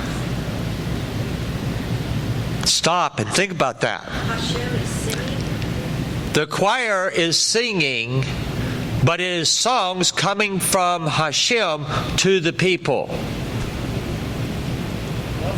That is a major, that changes how we perceive the Psalms. That changes our whole concept of worship. Our whole concept of worship and all that it is about. This is the only configuration that from the Hebrew that these steps can be in. And so we only learned that 2009, 2010, somewhere around there.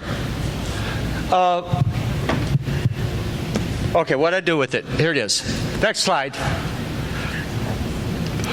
Back here, court of Israel, but you change to another court. This is what's called the Aksadra. It's the walkway around the courtyards. And you see that little stub sticking out? It's called a Rashi Pispasin. It indicates that you're going to change the sanctity going from one courtyard to another courtyard. Because every time you go to a higher courtyard, you have more rules. So I have a question. You cannot sit down in the Azara, right? All right.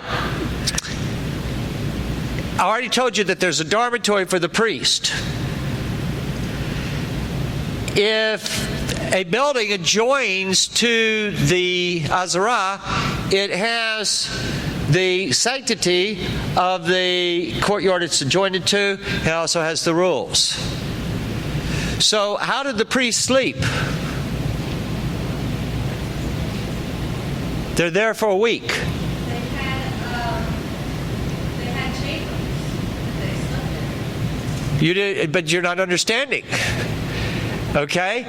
The building, if it opens onto the Azara, it has the sanctity of the Azara and the rules of the Azara. Huh? Stood up to sleep. They stood up to sleep?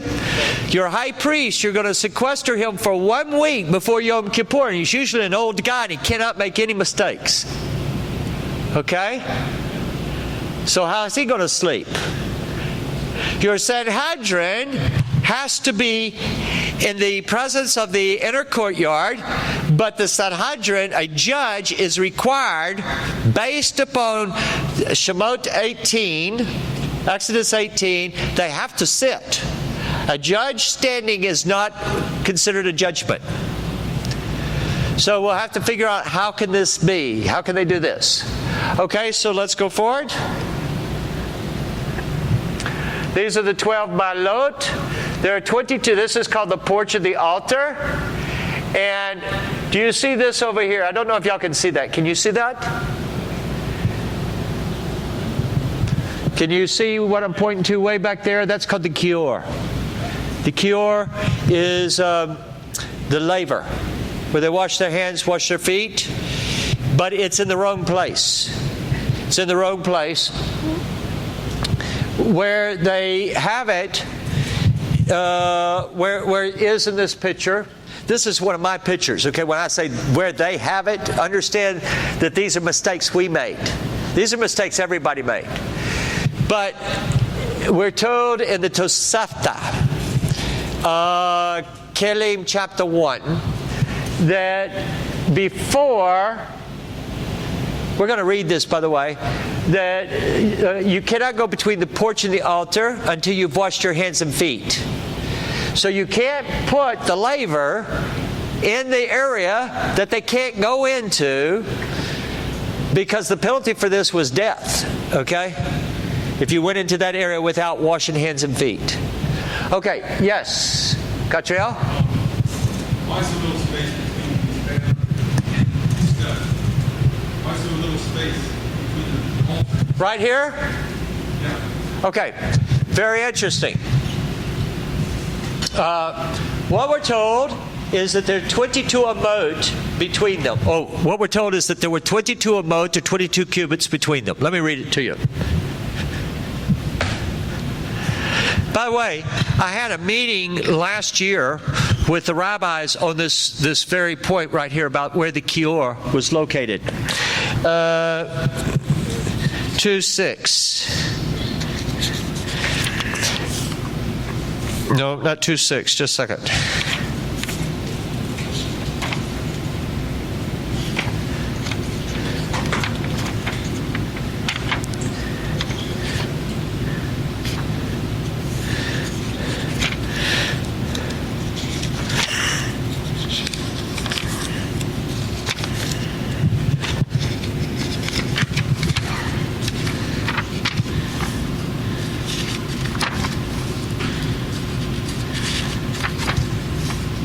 All right. The kior was between the ulam, meaning the porch, and the altar. Drawn towards the south between the ulam and the altar were 22 cubits, and 12 steps were there. The height of each step was half a cubit, and its depth a cubit. Okay? So, Catriel, to answer your question, we have the dimensions of the 12 ma'alot. We have that from the porch, this wall, which is the eastern wall of the ulam, to the western base of the altar is 22 cubits. It leaves only 2 cubits in between. Now, let me tell you why that's important. What do we do? How many of y'all keep Sukkot? How many of you go to Missouri for Sukkot? How many have been to Seasons of Our Joy at any time? Okay, there is usually what they do, a water pouring ceremony. And what do you do in the water pouring ceremony? Everybody does what? They take the lulav and the palm and do what? What are they going to do? Wave them, and what else?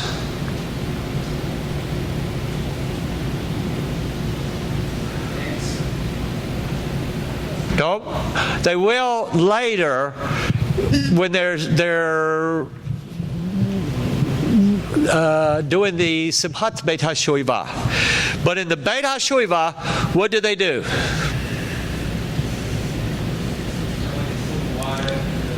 They're going to pour water and wine over the altar. That's going to be the high priest, the Kohen Gadol, and the Segan, the deputy high priest. And they're going to, but all the other people, what are they going to do?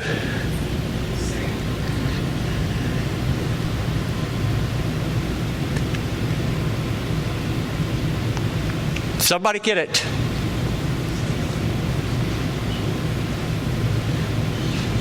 What do they do during Sukkot? Yes, but look, we have a problem in the configuration that would keep them from, do what? They circle the altar. And this is called a Hakafah circuit. Now, do you know how many times they do it daily? What? Once a day, one time a day, and then 7 times on the last day. It's always done in the morning, okay? Then the Shacharit service. Okay, so used to, we thought that the steps, that they came straight down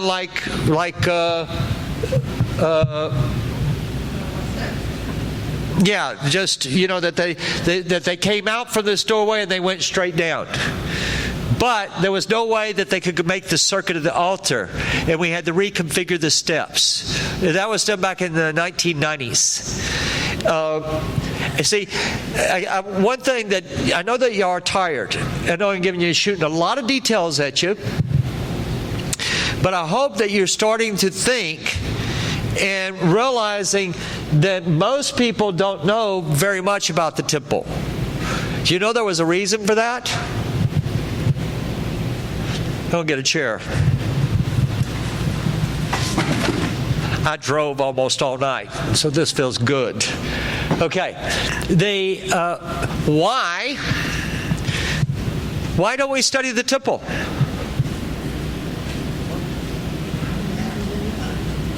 Yes. In my background, at least in the church or whatever, they say that you want the temple, that's all that it is. The temple doesn't matter anymore. Exactly. He nailed it on the head. We've been taught it wasn't needed. We taught that not only was it not needed, it was cursed. And so let me ask you something. How much of the Bible do you think is in some way related to the temple?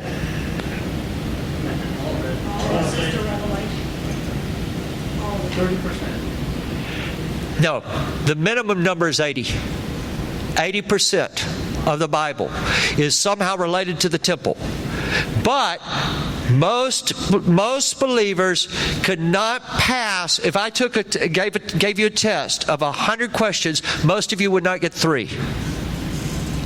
Okay? And these are not difficult questions. These are simple questions.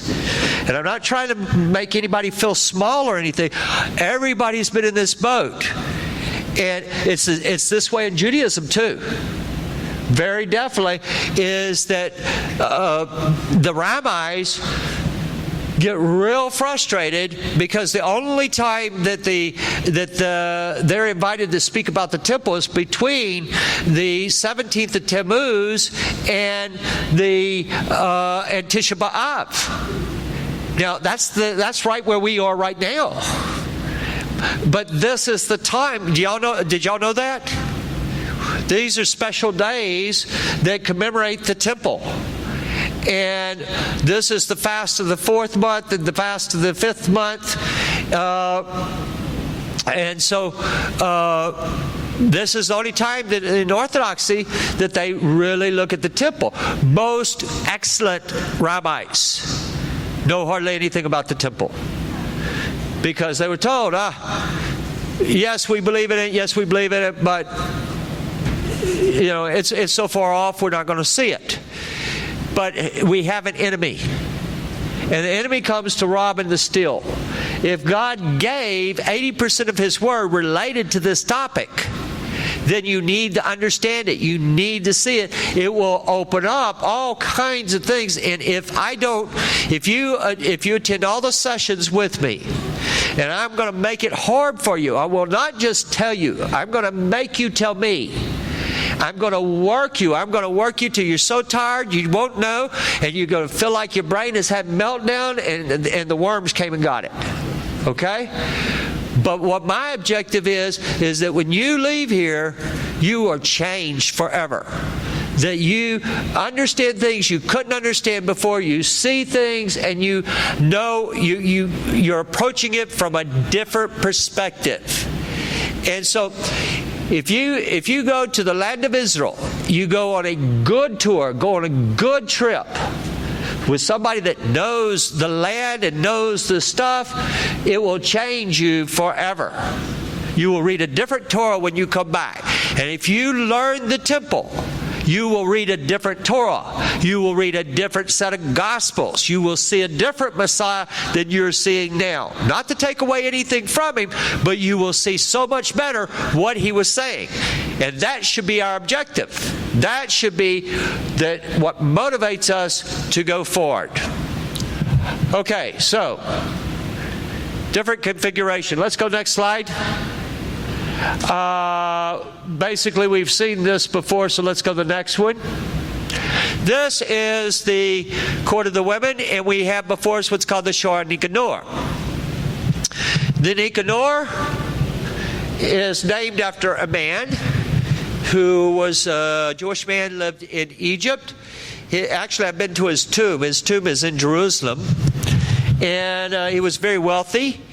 And he gave as a gift to the Holy Temple 2 magnificent doors that were made of Corinthian bronze. They were the only doors of the temple that were not plated in gold because of their beauty. But there is a miracle that's associated with them. When they set out from Alexandria, Egypt, with the doors on a ship, a great storm came up at sea, and the sailors felt they had to lighten the ship. So they pushed one of the doors overboard. Nicanor, they had to tie him down. He was so upset, and he was trying to commit suicide. And they had to tie him down, and right as soon as they pushed the first door over, the storm stopped. And they had to leave Nicanor tied up all the way as they pulled into the port at Joppa. And when they came in and they docked, when they tied the boat up, you know how boats sometimes will just kind of sit in the water and then rises up? You know what I'm talking about? Well, that's what happened is the boat sat down and it came up, and the door went in. They threw it overboard. It went under the ship and it lodged under the keel. And when the boat did this little hiccup thing, it dislodged and bounced up. And so this miracle is associated with this door. Now, the Shor Nicanor, I'm going to tell you several things about it. It has a wicket, meaning a door that's half its size, to the north, and a wicket to the south. First off, there are 15 steps that ascend to the Shor Nicanor.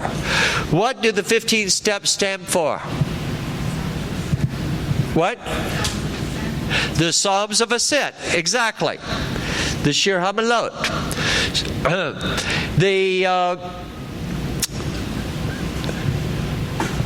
This gate is not used except for ceremonial purposes. It is open daily. It takes 20 kohanim to open it and 20 to close it. The north wicket. This is where a woman charged with adultery, she's called a sota, she has to stand right there. Now, I told you something before. A gate that opens onto a courtyard, it has the sanctity of the courtyard that it's opening onto. There is an exception. The exception is the Nicanor gate and the 2 wickets to its side. So every other gate that opens onto the Azarah has the sanctity of the Azarah, except for the eastern gates. That becomes important. I want you to just remember that much about it now. Okay, we'll talk about we'll take it to another level later. Okay, let's go to the next. There is a balcony that goes around it. This is for the women. The women were not separated for any reason. They're only separated, by the way, during the festival of Sukkot. And the only reason that they're separated is to protect them. Because men are going to be dancing with swords and with wands of fire. And in the court of the women, they will have drunk strong drink. They are not allowed to go into the Azarah. You can't even drink wine. No wine whatsoever, no alcohol in the Azarah. Okay? But in this, during Sukkot, they did. Therefore, it was deemed necessary to separate the men and the women. And it was based upon Zechariah chapter 12 and 13. Okay, let's go to the next one. This is Rabbi Ariel. Right now, please pray for him. He has lung cancer. He's never smoked in his life. He's a great tzaddik. This is Rabbi Chaim Richman. He is the director. He is the founder and the mentor of the the Temple Institute. He is one of the 7 elders of the Sanhedrin. This is Rabbi Chaim Richmond. He is the director of the Temple Institute. This is me. That right there, that sheet of paper, you see that? This was a meeting I had with them in November of 2006. You see this paper right here? That is plans for the parking garage for the Lishkat HaGazit, for the Sanhedrin chambers in the temple. So people say, they can't have a parking garage. They can't have cars. What do you think they're going to take, chariots? Okay? We don't live 2,000 years ago. So we learned an important principle.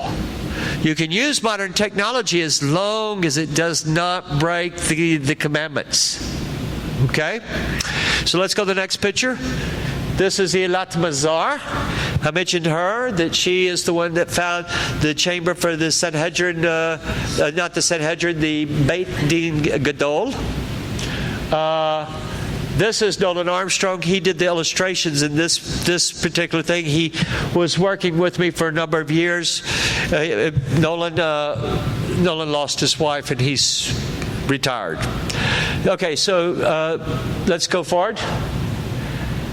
This is the temple. You're able to look at the Dukan here, where we found a major building. The major building is not in these illustrations. I'm going to show you where it is in a moment. Let's go forward. Here, we'll go through these pretty quick. You're able to just see. I'm going to have you out of here in the next 15 minutes. One more. Next one. So right here, you see this? The veil is done wrong, okay? But you see these tables? Can you see those? Now, let me tell you how many tables there are in the temple. In the inner courtyard, there are 13 tables. You have the 8 marble tables. You have that are in the slaughterhouse. You have a silver table and a marble table over by the Mizbeach, the altar. You have this on the right-hand side is a silver table, and this one on the left-hand side is a gold table, and that makes 12. Number 13 is the table that is inside the room with the 12 loaves of bread on it. So, do you know when the loaves of bread are changed? Friday. What's that? Every Friday. That's correct, every Friday. This is listed for us, by the way. It's in the Kings, and it is also by Josephus that recorded how this was done. And so, what we know is that they brought the bread in the morning. It was baked very early in the morning, and it was going to be brought and set on this table, the silver table. Then, when the mishmar that has been on duty for the past week, they will go out during what is called the Musaf. The Musaf is the service in between Shacharit and Minha on Shabbat. They changed their jobs on Shabbat. That's, by the way, is for you in 2 Kings chapter 11. And so they're going to have 4 Kohanim from the new Mishmar and 4 Kohanim from the outgoing Mishmar. The 4 Kohanim from the outgoing Mishmar will be in front. So they're going to be two across. So 4 outgoing and then 4 incoming. They go in and they're going to get on opposite sides of the table, with the outgoing on one side of the table and the incoming on the other side of the table. The commandment says in the Torah that there has to be a continual presence of the bread over the table. So they have to maintain that. So they're going to remove the old bread as the new bread is being placed on. Are you following me? Do you understand? So while they pull it away, the other is going on. Now, they're going to take it out, the bread that was on the table for a week, and it's going to be placed on this table. We're told, both by Josephus as well as in the Mishnah, that the bread was still fresh a week later. It's one of the miracles within the temple. I expect that there were lots of miracles in the temple. But the Kohanim that are going off duty and the Kohanim that are coming on duty will eat that bread. Yes? It's unleavened. It's matzah. It's not matzah like what you picture at all, okay? It's great big. The loaves are about yay big. They're about this high, and they have horns on them, and they have they're really unique, their shape. Do you only have, how many bread offerings do you think you have in the temple? Those are meal offerings? Yes, how many? No, I need a number. Hopefully by the time you go home, you'll be able to tell me what they are. 24 sheets. That's a good guess, but it's wrong. 13. 13. There are 13 different bread offerings. Only one has leaven in it. It's called the shtei halekim, the 2 loaves that are offered at the festival of Shavuot. So, the big question is, why? Why did those have leaven and the others do not? We're not going to take that now. Okay? My question is, why is this table silver and that table's gold? That was holiness. Do what? Levels of sanctity. It has not been in the presence. Silver. Okay, great. The table that the bread sat on in the HaKodesh, the Shulchan Lechem HaPanim, the table of the bread of the face, it's gold. So once you ascend to a higher level, you can't go to a lower level. Okay? And you can see all kinds of spiritual applications there. All right? So let's go to the next one. This is the Oxydra. See the Rashi Pispasim here? This is the walkway that goes around. We've had to reconfigure this as of 2 years ago. This is a little bit outdated, but not enough that you would know it. Okay? All right, next one. All right. This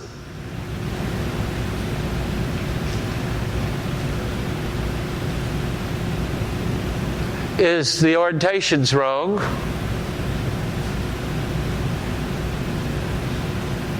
You're able to see the mikvah with the building, and here you have the toilets, and this is an outdated picture.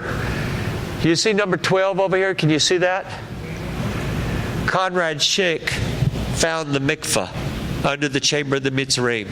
He didn't know that's what he found, but we can look at the drawing that he made and the steps that he found within it, and it's the only conclusion you can arrive at, that it's the mikvah. Okay, so let's go to our next one. We're almost finished with these.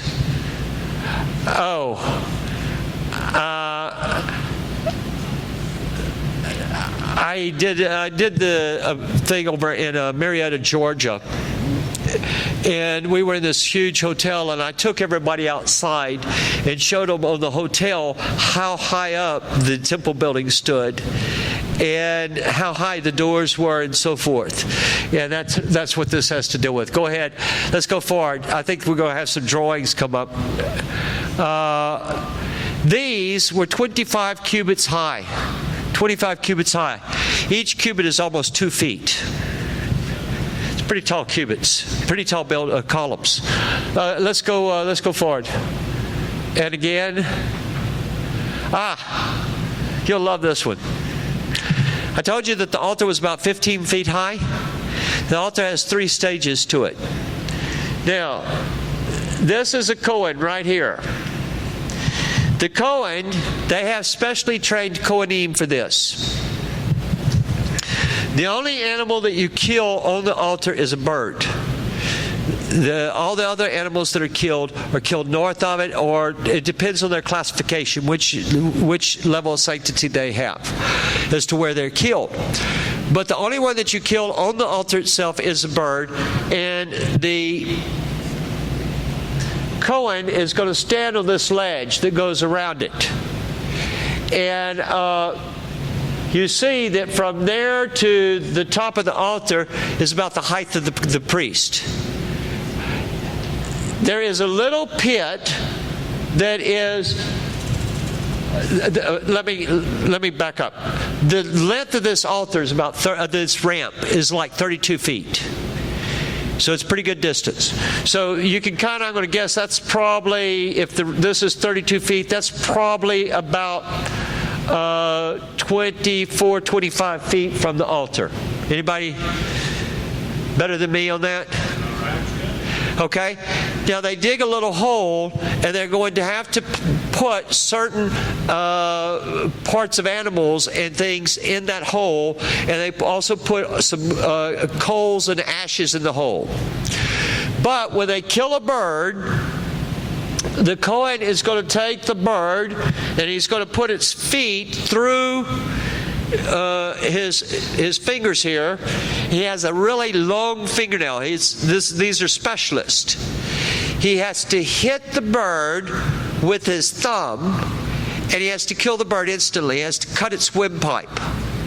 But he cannot decapitate the bird. Then, with his thumb, he'll open the bird up. He takes the skin off the bird, and the part is going to be offered as an offering. But he has to do this.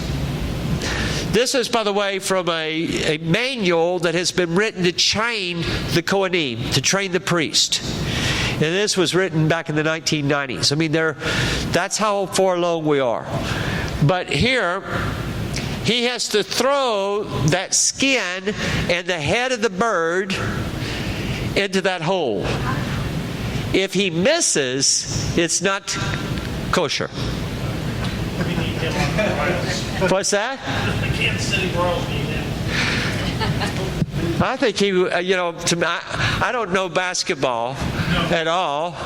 Oh, that's baseball? I don't know baseball. I hadn't seen an athletics game in over 30 years. Basketball too? Huh? I would have thought basketball too. I always thought, that this guy would be great for the Harlem Globetrotters, okay? I mean, he can hit it right every time. The hole's only about yay big. It's real little.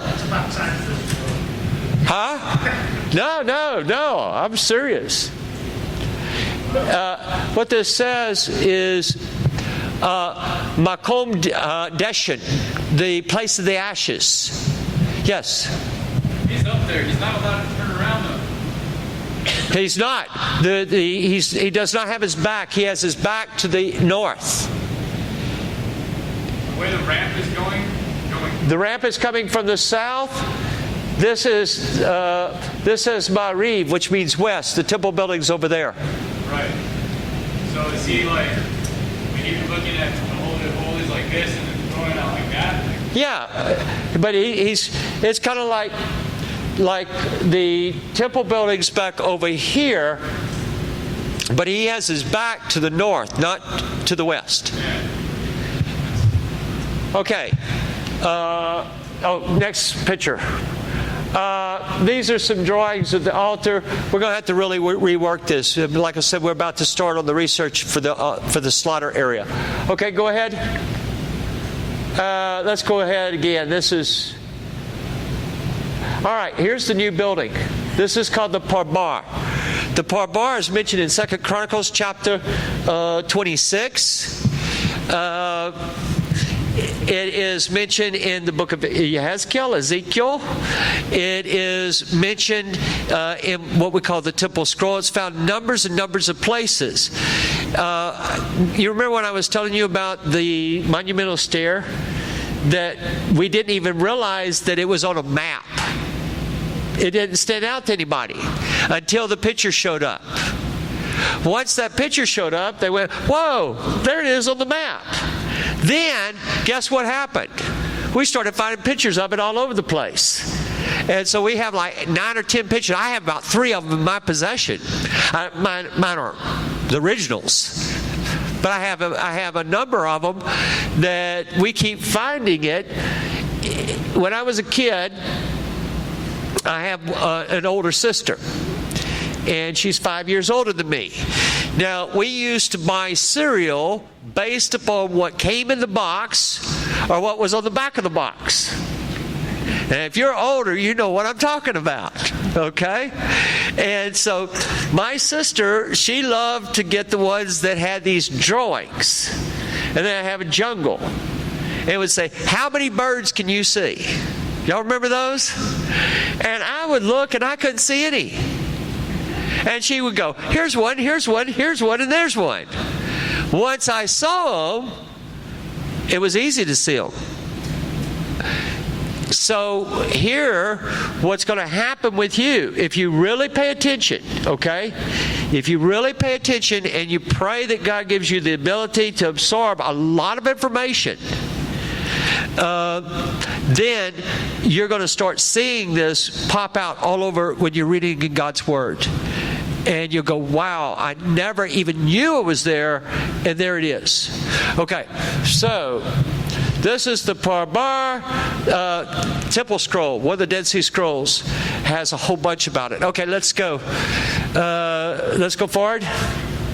There's the Parbar there. This is the new, these drawings just got done. I have a new artist working with me, and he's here in Kansas. He lives up in Chicago, but his daughter lives in Kansas and is having a baby this week, and maybe he'll show up. Okay?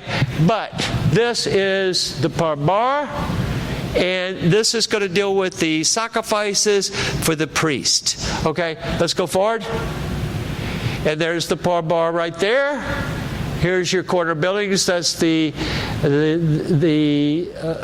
the gates are on the east here in the corner buildings, and we still have them in the middle. On the way up here, I realized they have to go in the east. Have to go in the east, and I can tell you why. Okay, go forward. This will be. Oh, we don't need this one. This was a picture from the hotel we were at in Marietta, Georgia. Okay. All right, let's go forward. Is that it? Nope. This is the inner courtyards, not the entire Temple Mount, but just the inner courtyards. We took the dome of the rock off and put the temple there. You know, Rabbi Richmond, I had this blown up in August of 2008. We had this meeting with them, and I had my projector there, and the projector was real close. It was just a few feet from the wall, and so this temple building just dominated the whole wall. And Rabbi Richmond looked at it and he said, "I didn't realize it was so big." But stop. We're going to stop. This is the last slide. We're going to stop with this, but I want to close here. The temple was considered one of the true wonders of the ancient world. It wasn't listed off into one of the 8 wonders, but it was considered by the Romans. Titus, the Roman emperor, did not want to destroy the Holy Temple because of its size and its magnificence. And the Romans, in fact, at the time that all of this was occurring, the destruction of the temple with Titus, the Roman Emperor Nero had just been killed, and they go through 4 emperors back to back, and finally ending up with Vespasian, who is the father of Titus. And Vespasian was in charge of the war until he's called back to Rome to become the emperor. And but Nero had built this huge palace. And he built this big man-made lake. And the people, it was one of the things that they hated Nero for, because he was making them, he was just running the economy of Rome. And the people were suffering. And he was living in all this extravagance. So when Vespasian becomes emperor, he destroys that palace. He takes, they have now defeated Jerusalem and Judea. He takes the wealth from that and he builds a monument. Do you know what the monument was called? I'll tell you, I'll give you another hint. He builds it right on, he fills in the lake that Nero had built. And he builds it on top of his palace and on top of his lake, and it's called the Colosseum. It was built from the wealth of the Jewish wars. But Titus, his son, he claimed that there was no structure on earth like the Holy Temple, as magnificent. For a Roman to have said that, that is impressive. Now, I have a friend, he used to work for the Temple Institute. He has a shop there in the Jewish quarter called Levi's. He might have been there sometime. But he made a statement one day, I've never found it, but he said in the Talmud it says that if the Romans had known the importance, the spiritual importance of the Holy Temple, and how the Holy Temple's presence stabilizes the earth, then the Romans would have brought all the legions of Rome to surround it and protect it. So, we'll stop here, and we'll pick up tomorrow morning. There will be a test, though.